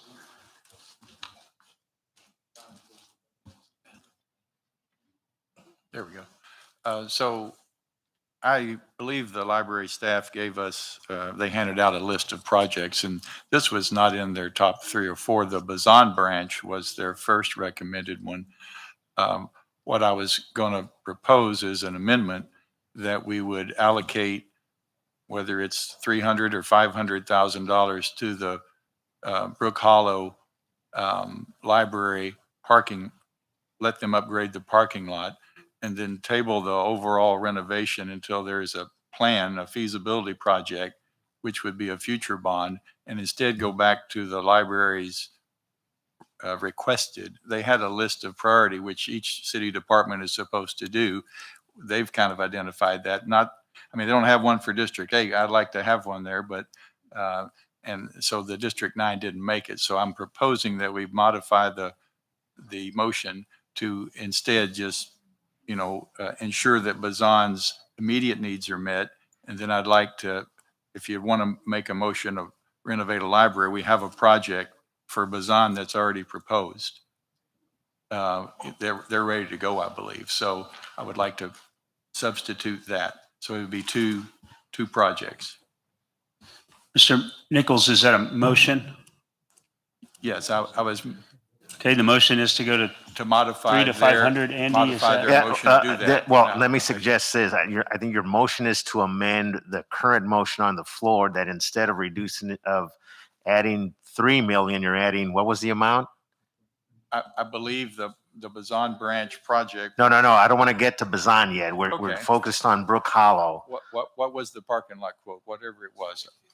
250,000. then. So you're what the Yes. motion should be is to amend the current motion. Instead of adding 3 million, we're adding that amount, and then Bazan will be separate. That would be a separate discussion. All right.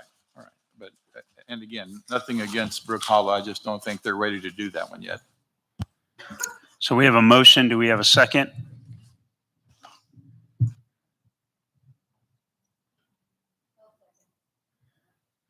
We have a second. Opening the floor to amend the motion to 250,000 to a project identified as a parking lot, which is that a correct from library? Is that a correct quote? 250,000? That's correct for parking lot expansion only.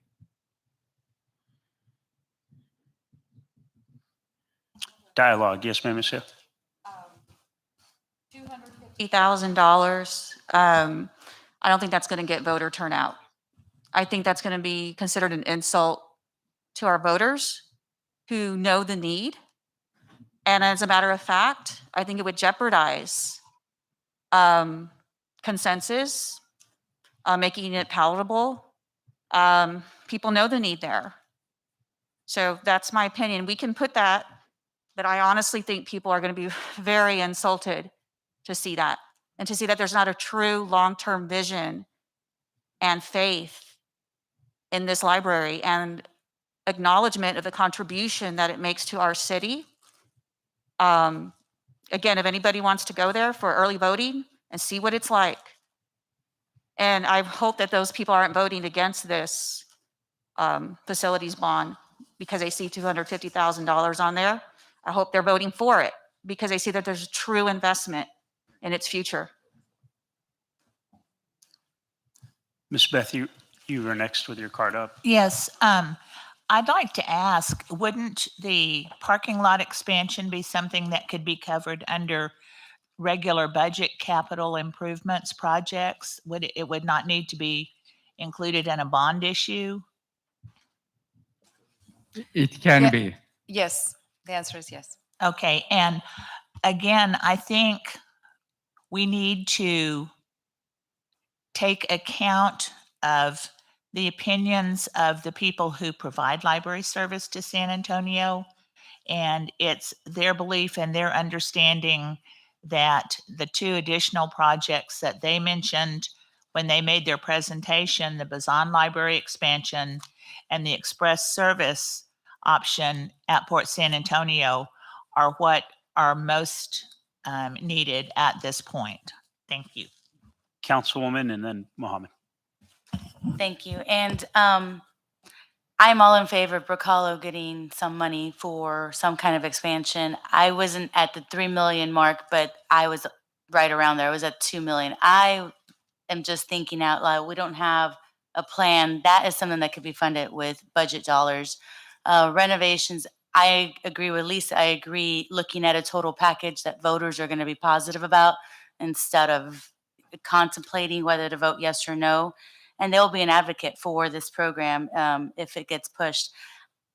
I don't know if I need to make a motion. I know there's already a motion. Do we need to vote on that? I was considering if I can just throw it out there, how y'all can kind of take it, or is it legal for me? I was thinking 2 million for y'all for Brook Hollow, sorry, not for, but 2 million for Brook Hollow, and then 1 million divided, the last of the 9 million divided by, give each of the last districts the 1 million to decide where they want to put it. I don't know. I'm just kind of thinking where it's fair or how that they want to divide it. I don't think people are looking at the next recommended list in the consensus manner. So I don't know if there's other thoughts out there. So just for conversation. If I could just, from a procedure standpoint, we have right now a main motion, which is the 3 million for Brook Hollow.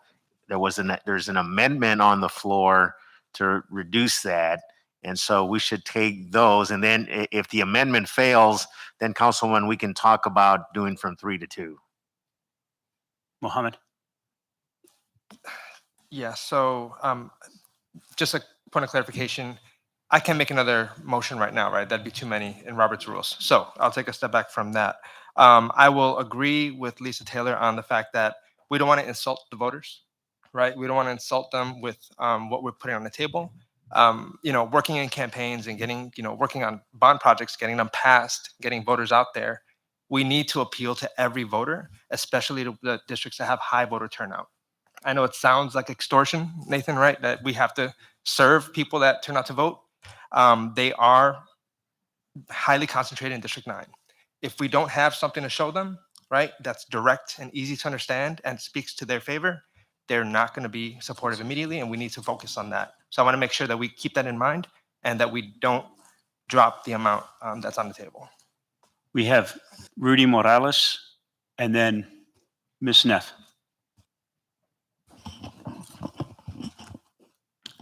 Yes, I just wanted to add that, I'm pro Brook Hollow Library.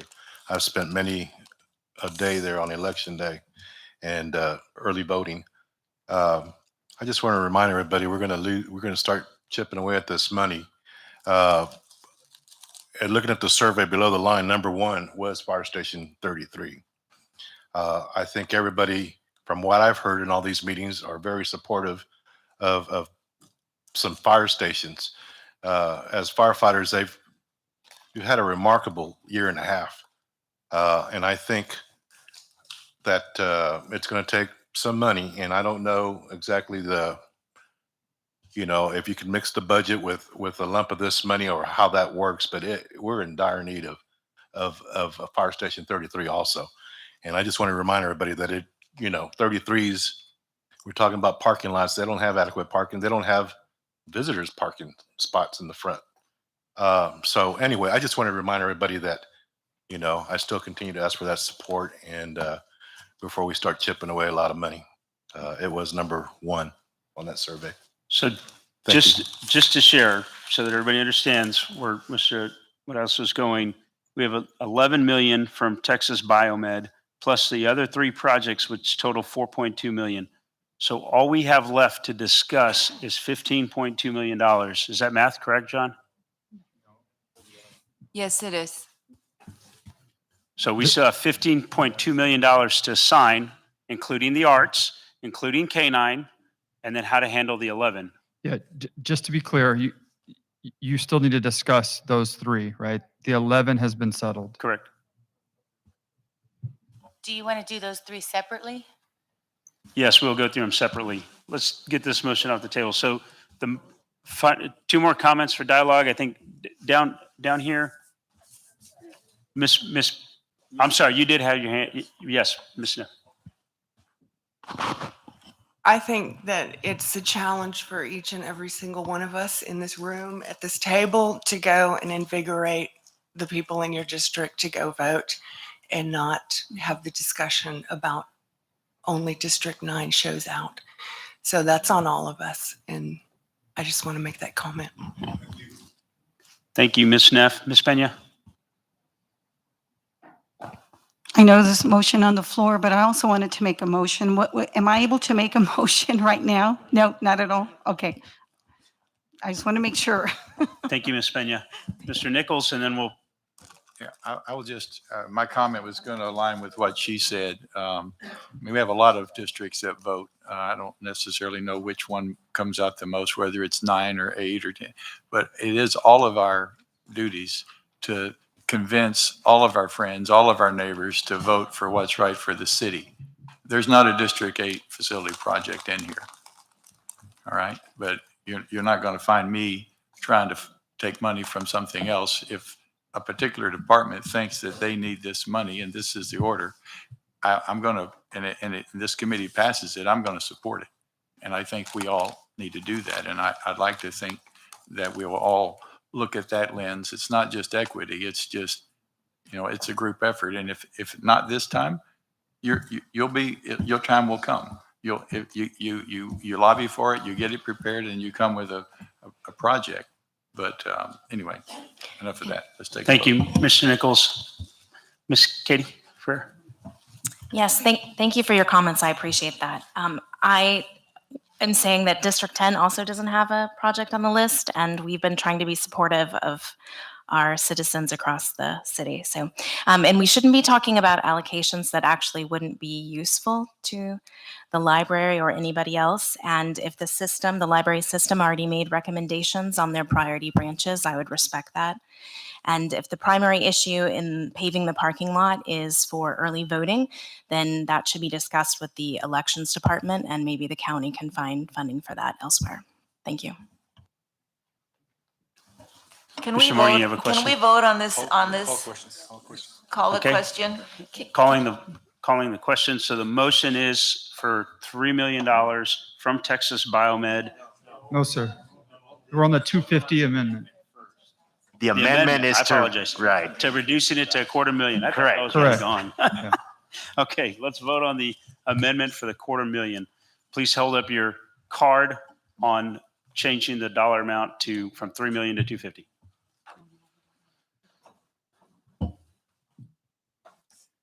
The motion fails. Now the main motion. Now for the main motion, which is $3 million to Brook Hollow. Can I just say something really quick before that?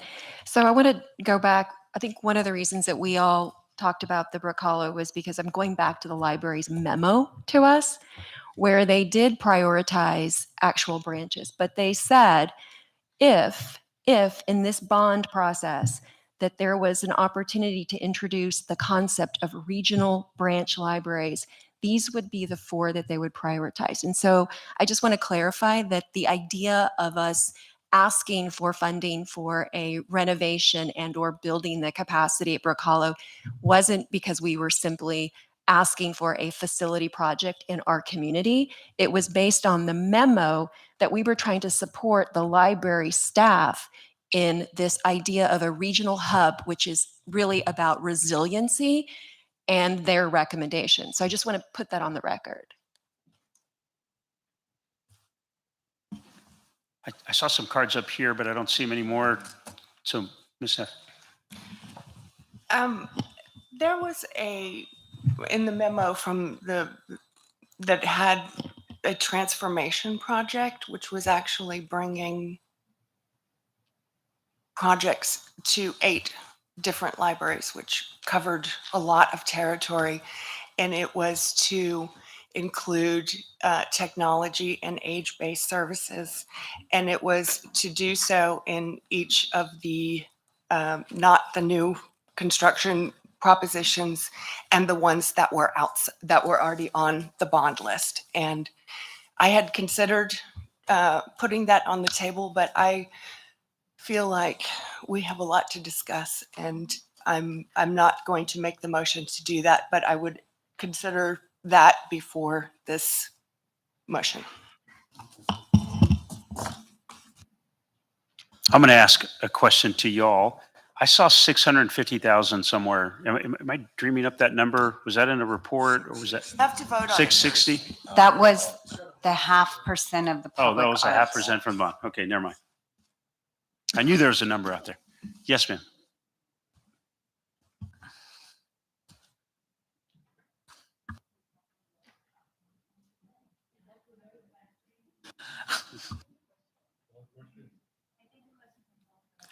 Okay, question has been called for a vote. No. The First Amendment was. Did somebody call the question? Yes, we called the question for the motion of $3 million from Texas Biomed to Brook Hollow. Call the question. Hold up your favorite color.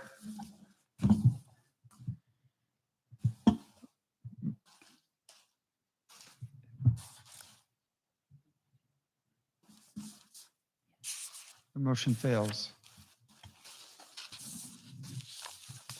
Okay, we've got 3 projects that need to be discussed still that were on their staff's recommendation, Petco K9, and then the 2 public arts, 1.5%.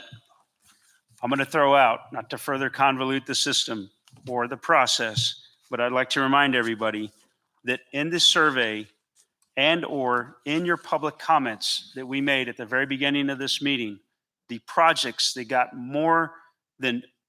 multiple recognitions include Bazan Library, Meals on Wheels, Fire Station 21, Fire Station 33. No, not in that order. I had who had more than 3 comments on those. Were multiple comments that were written down or mentioned by y'all and through the survey that was sent. I would suggest, chairs, if we start with those 3 projects, the 2 on arts and the K9 project. Ms. Peña, would you like to make a motion on one of those projects? Of those 3, no. No. I'd like to seek a motion on one of these 3, all 3, 2 of the 3. I'll make a motion to consider, we're just going to take this one by one, so we need to make a motion by each one. I'll make a motion for us to consider Petco Love for K9 as a project. Is that a motion to approve? The consent to it, I guess. No, motion against. Motion. We're moving it. Okay, well, it's better if we have a motion to approve from somebody who's in favor. So Chair, if you can entertain a motion to approve any one of those 3 projects, that'll get us going. I would like to make a motion to approve, to leave public art where it is. Does that make sense? The 1.5%? Is that an approval? Yeah, I would move to approve that. I second. Both sets, Mohammed, or just Both. Both. Okay. Second, and I second that. All right, Can we go back up and highlight those? Yeah, we'll highlight both arts. You got it? Discussion. To approve the public art, leave it at 1.5. And then that's it.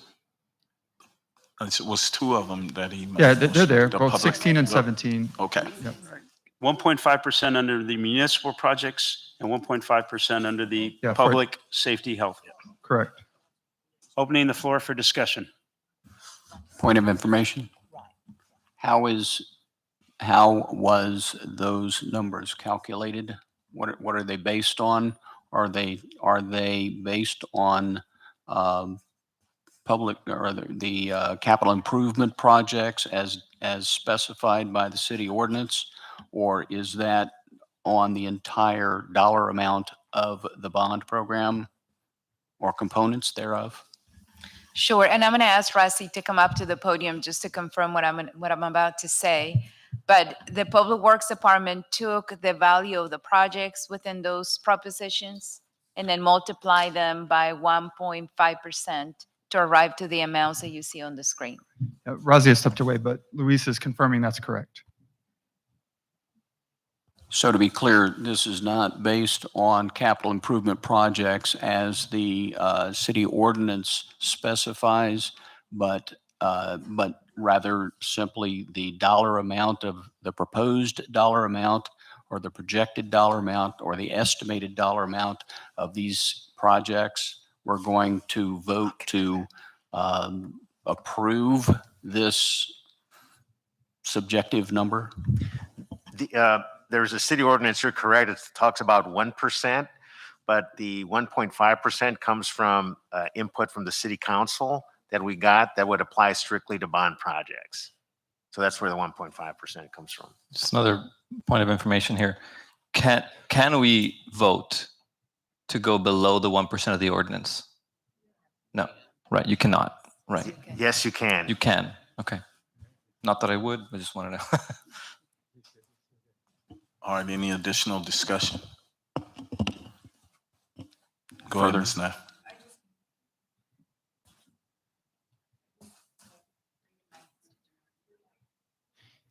Yeah. Oh, I'm sorry, I'm confused. Are we putting both of the arts funding together for vote? Can I make a motion to separate them? Yes, you can make a motion to separate them. Right, to do it in. Because what I want to say, and I've said it, is that we have our municipal facilities in general, the libraries. These are really public-facing facilities. And the arts funding for them is to enhance the project in general. So I would propose that we separate the two because the public safety and health, maybe some of those are not as public-facing as the libraries and the community centers. That's my logic here. Yes, the motion can be made. Is that your motion? Yeah. Okay, we have a motion to separate the two. Do we have a second? Unfortunately, the motion fails. Mr. Morgan? I'd make an amending motion to reduce the 1.5% to 1% as the city ordinance specifies, and apply the other 5% to the available funds for more critical needs of the city. We have a motion to reduce to 1%, and that is a legitimate motion. Do we have a second? We have a second from District 4. Open for discussion.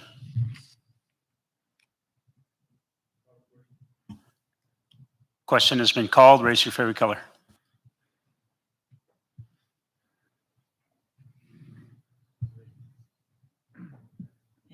The motion fails. So we go back to the original motion, which is to consider the two public art 1.5% in each of the two buckets of dollars. If there's no further discussion, we'll call the question. Hold your favorite color. Motion passes. Okay, we're moving along. We're down to one project, which is the K9 project. In addition to the K9 project, we still have all the projects we heard from staff and from the public. We're looking for a motion down here. Yes, I would like to make a motion to approve the Petco Love Canine Center. Second. We have a motion and a second to approve the K9 Pet Center. There's a motion and a second, so we'll open for dialogue. Yeah, there's been a second. I'd like to point out that of the many nonprofits that have approached our group for funding, this is the only one that came to us with money already on the table. They have taken the step of going out and obtaining funds to support this project. So they're actually putting some skin in the game. And I'd also like to point out that animal control is a legitimate city service.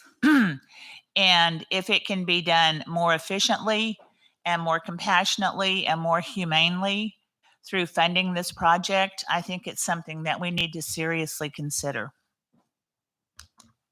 For just clarification, I believe that there were other outside agencies that had supporting dollars with it, just to clarify that K9 was not the only one that came forward. But okay, we have a down here.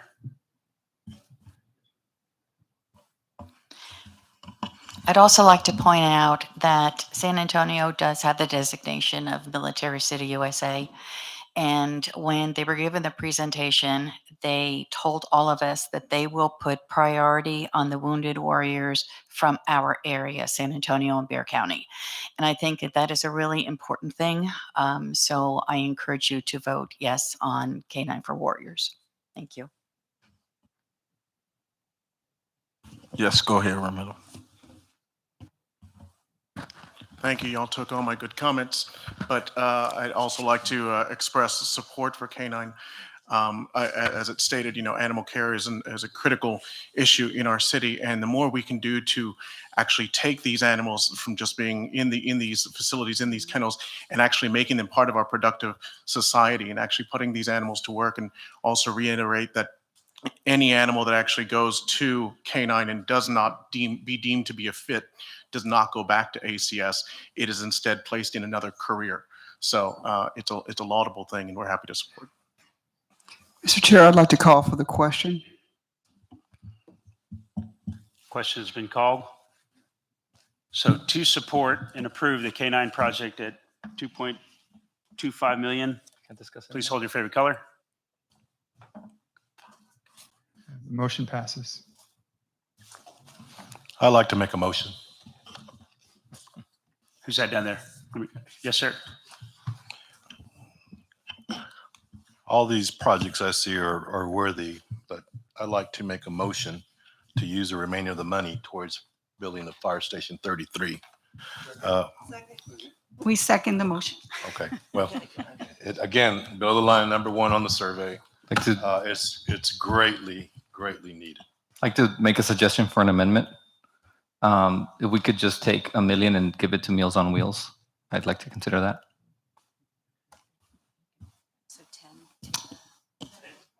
That's a motion, by the way. I don't know. Okay, so If I can make a suggestion, if Rudy, if you made the original motion if that could be a friendly motion, if you're okay with that, is to allocate 10 million to towards. Right. I'm okay with that. There you go. So we on the 1 million or the 10, Andy? The 10?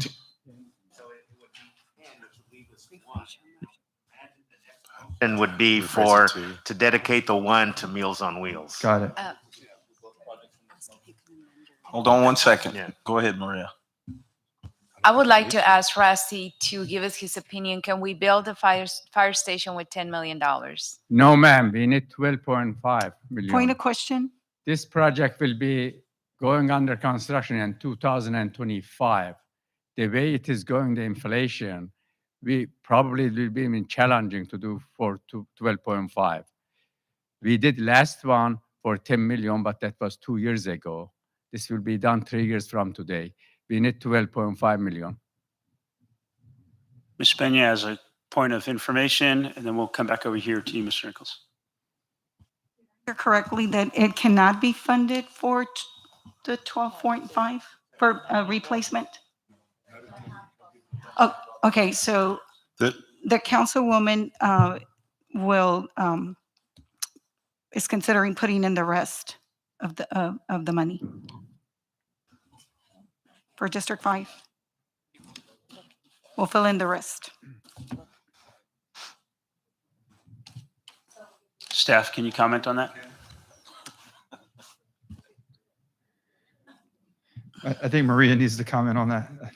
Sorry. I apologize. What was the question? So Chris is asking, District 5 is suggesting that the councilwoman will figure out how to fund the rest of the fire station. I don't know from 11 or 10, and Chris is asking if you would comment on it. Can I just read something? The Councilwoman Castillo has committed to working with her other bond committees to find the remaining funding needed to complete the renovations or replacement of station number 33. So the project's an eligible expense, but I want to make sure that the committee is aware that if we allocate the entire 11 million or the 10 million, that there's additional funding that has to be sought by any other means.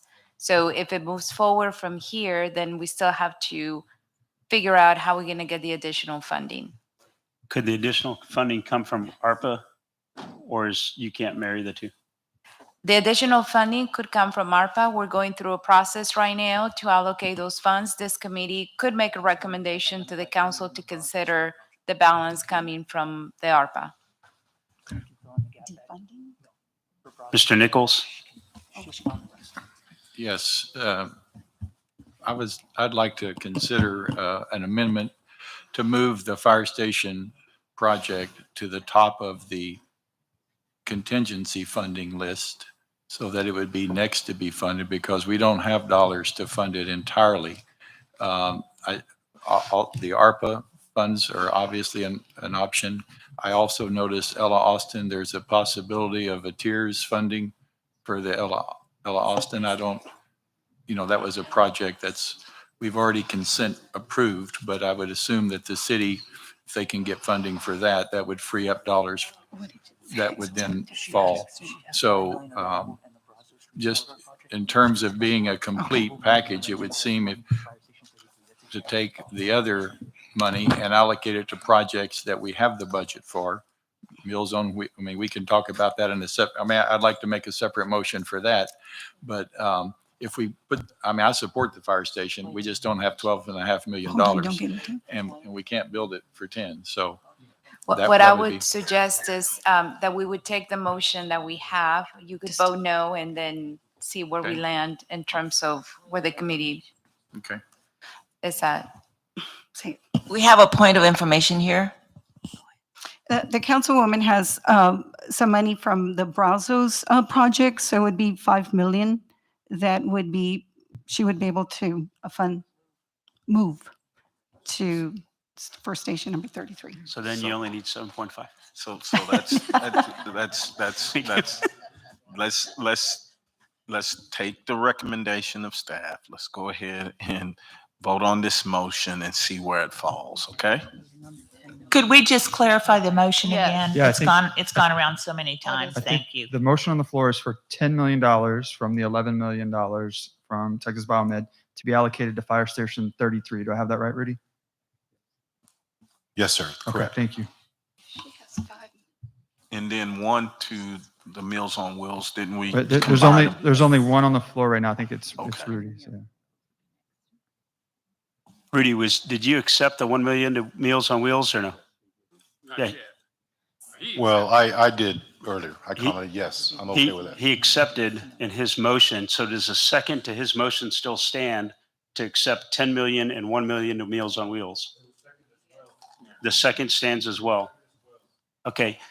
I would just like to point out, if the councilwoman in another bond package found $5 million. Let me correct that, not the whole total 5 million. So I'll do a correction. The city attorney, Andy, had said that what we would do was vote on the 10 and then come back thinking that the very next motion would be on the Meals on the Wheels. So the motion as it is $10 million to Fire Station 31. Once we're done voting on that, I'm sorry, Fire Station 33. Once we're done with that, we would go to the next motion for $1 million to be considered for Meals on Wheels. A motion to reconsider. Rudy, so just to make sure, we're going to reconsider, and the motion is for $10 million to Fire Station 33 with the remainder to be made up by outside this committee. Okay, so there's a Correct. motion. The second still stands at 10 million. All in favor, or hold up your favorite color. Motion passes. Okay, now we will go ahead and take up, would somebody like to make a motion for the 1 million to Meals on Wheels? I'd like to make a motion to consider $1 million for Meals on Wheels. We have a motion. Second. We have a second down by Ms. Benya.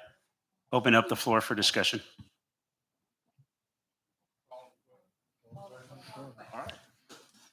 Hold up your favorite color. Motion passes.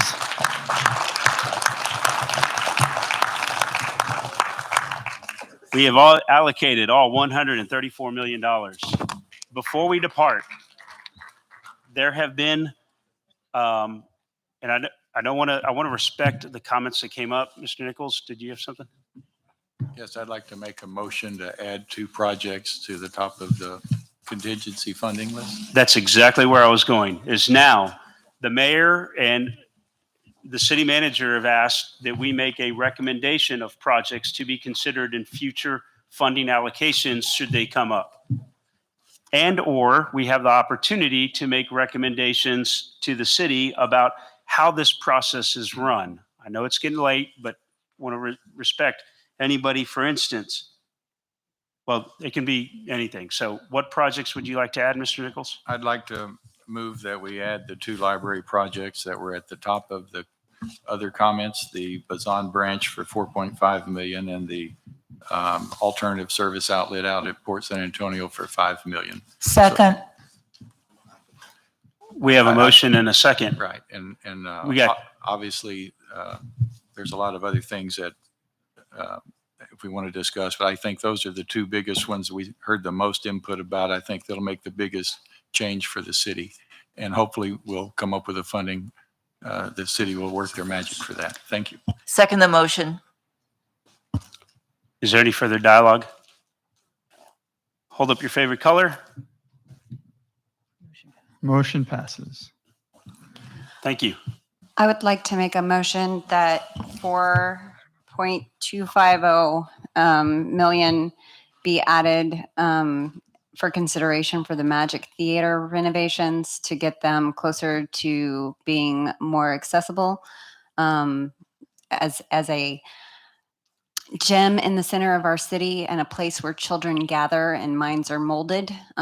Segregation and separation, it needs to be mitigated, and by making their stage and practice area more accessible, I think it's important, especially as Hemisphere is becoming more accessible around that city facility. It needs to be stepped up. We have a motion and a second. Discussion. Raise your favorite color. Motion passes. I would like to make a motion Mohammed. on procedure for future bonds. So I'm trying to make this quick, but if I could sum up the purpose of this entire committee into one word, it would be accountability, right? So we're here to ensure that the projects that make it through are responsible use of our community's tax dollars, that their wishes are respected, and we do what they want from us. It's come up a few times today, especially that public safety is not an objective term. Each of us pictures something different when it comes to safety. I fully understand and respect people who picture the police when they think safety, right? That's your right, your choice, and how you feel. But as we're talking about fiscal responsibility and tightening our belts and doing what we can to make the city more fiscally responsible, we have to talk about the allocation of our SAPD budget, which is ballooning at the city level and has been for a long time, with very little accountability. And I believe they should be just as accountable for return on investment as any other project on this list or any other funds spent in this city. I think we can all agree that we should be utilizing data in our decisions more than our emotions and our personal opinions of what public safety means. Therefore, I'd like to make a motion that if there's, this is more for a memo for City Council when they receive this budget recommendation from us, that if there's ever a police substation in the requested projects in the future, that we recommend to City Council that quarterly reports are publicly provided to the City Council, including the following 3 metrics from every police substation in the city subsequent to that. Number 1, that we understand and learn the top 3 most prevalent issues that require police presence within a 3-mile radius of that police substation. Number 2, the number of calls that are made and number of incidents of each of those top 3 issues. I would like to include end codes, which are calls that are made where the police officer arrives, but they don't find anything at the scene. Those are still important to quantify and understand. And I would like to know the response time for phone calls within a 3-mile radius of that new substation. And by response time, I don't mean from the time that the dispatcher calls the officer to arrive, which is often used. Response time to me is from when you call 911 to when the officer arrives, which in the past 3 weeks, I've had 3 people call from missing children, and it took an hour 40, and an hour 20 minutes for them to arrive from the moment the call was made for a missing child. After 2 years, as we receive those reports quarterly, I'd like a report made and presented to City Council describing whether there's been a decrease in those incidents within a 3-mile radius, a decrease in number of calls, and a decrease in the response time. If that substation fails to meet 2 of those metrics, that they're not serving the public in the way that it's supposed to be served through that station, I move that at least 50% of the annual funding of operating that police substation, roughly $2.25 million according to the memos we received from the city, be reallocated to local nonprofits or tertiary organizations that have a track record of helping individuals impacted by the top 3 issues that require police presence within those stations, such as family violence, domestic violence, mental health, and homeless outreach. It's understood, we know this, prevention is a much more efficient and cost-effective method of dealing with crime than policing, right? Let's prevent it from happening as opposed to responding after the fact, which criminalizes and causes more problems, in my opinion.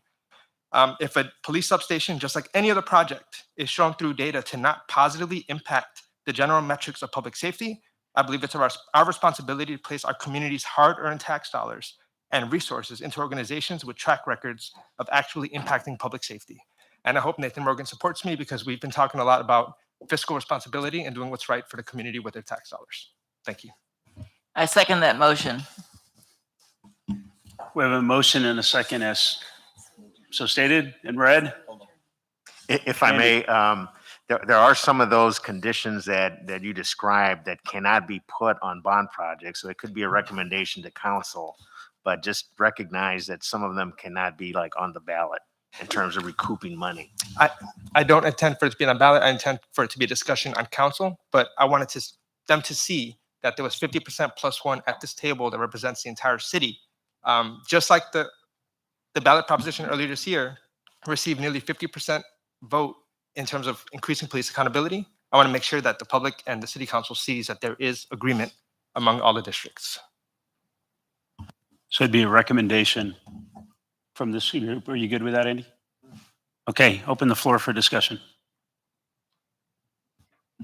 Does that end up being simply a resolution? And because it's pretty detailed, and I agree with a lot of what he said, but it doesn't really fall under a bond presentation so much as a resolution. I think Well, that would be yeah. Sorry. I won't be supporting just because, as it's kind of stated, it's so detailed. I would probably want more input as to exactly what those parameters are and everything. For something to just come from this entire committee written by one person, I think is asking a bit much. In principle, I do actually support what you're saying in terms of police accountability and prevention. But for purposes of these particular words and that particular comment on behalf of the entire committee without greater time with that detail, I won't be supporting. But thank you. All right. We'll go ahead and call for question. Pick your favorite color.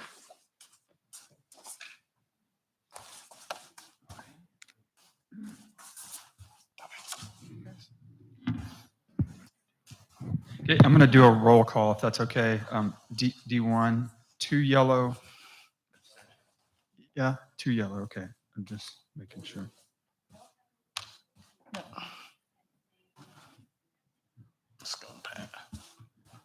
D2 is 2 greens. 3 greens, but there's 2, right? Is Beverly here? Yeah, I think Beverly has to be here to vote, though.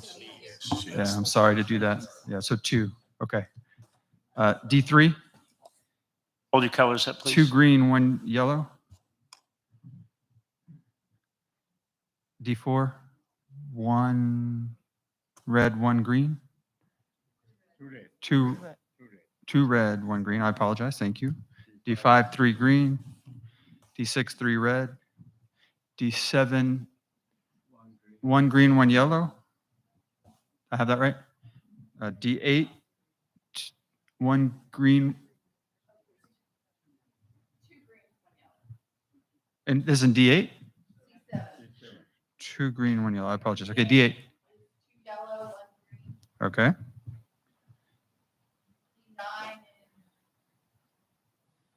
Two red, 1 yellow. Yeah, 2 red, 1 yellow. Okay. 2 yellow, 1 red. Okay, and 2 red, correct? And then the chairs are 2 red. 2 red in the chairs, yeah.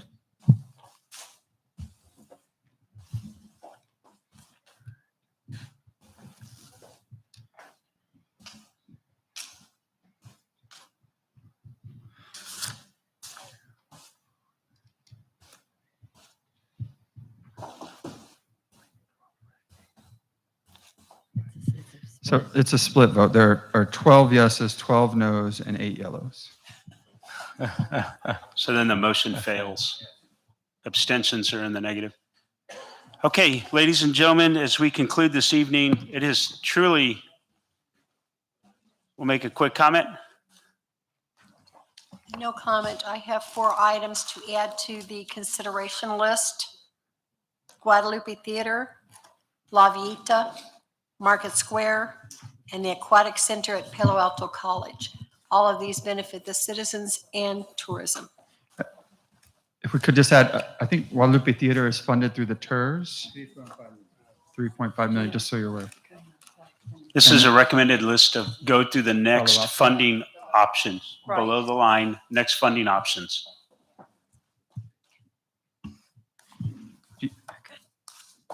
You repeat them for the sake, I'm sorry. Yes, sir.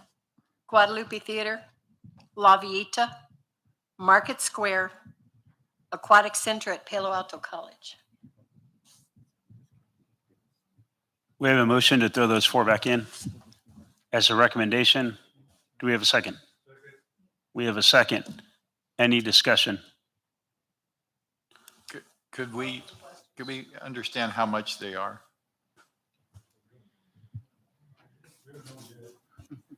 The Aquatic Center is $1,940,000. Guadalupe Theater is $2,500,000. La Villita is $2,500,000, and Market Square is $6,500,000.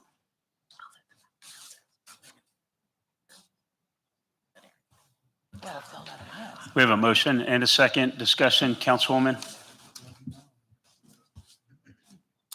Yeah. At the end of the day, I had already mic'd in. I At think the there end was, of At the end of the day, I mean, I appreciate the mayor taking the initiative and saying, there's not gonna be much contingency left. I mean, really. And we went through the same exercise last time where we put a list together. Most of those projects didn't make the drainage next list. So I appreciate this effort. I'll put out everything for District 3 as well. I want my councilwoman to know that not because I didn't put contingency projects on it, that I'm not supportive of more projects in District 3, but the reality is the money's thin. So, I mean, we're already looking for 2 million for fire station number 33. chairs. Thank you, Councilwoman. Chair. Question. Andy? Oh, I was just trying to acknowledge the question.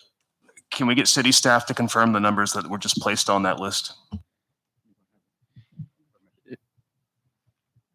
Razi, can you please address the question? We cannot confirm them. So Razi, on the aquatic center, the 1.940, They had shortfall. They asked us, this was a few months ago, they changed their plan. To my knowledge, they don't need that money anymore. And the others? So the others have TERS funding identified as well. so Razi, is the answer that we don't have an identified need for those facilities as of right now? That's correct. Some of those is being funded by TERS.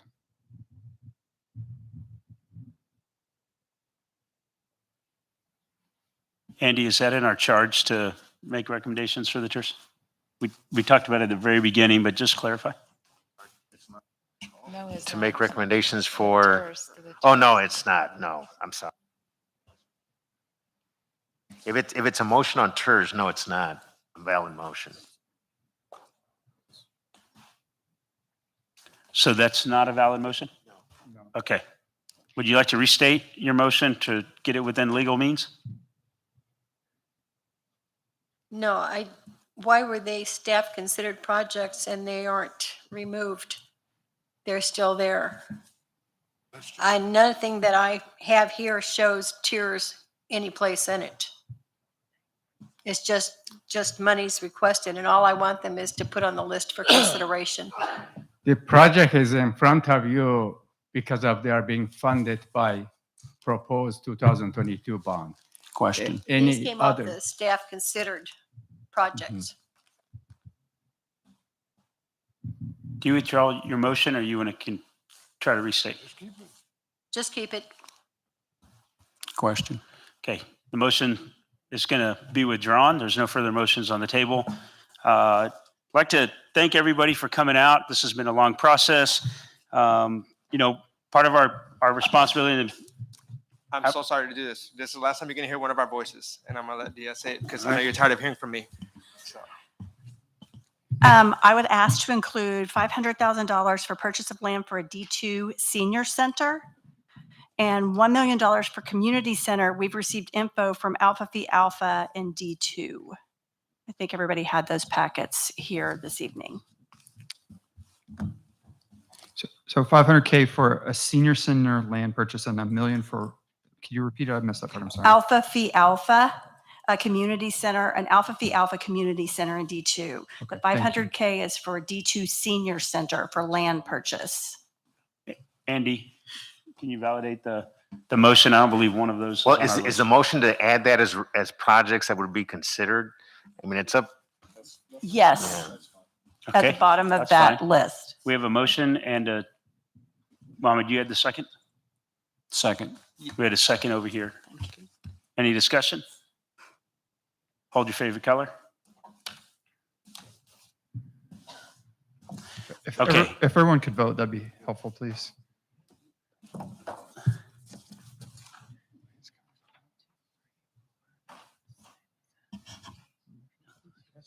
Motion passes. Motion passes. Okay. I just want to say I love all of you guys. We're gonna go ahead and call the evening. This has been a very fun. It's been an honor to serve with all of you. I hope that you all have a great holiday season with your families, your loved ones. Merry Christmas. God bless you. Dwayne?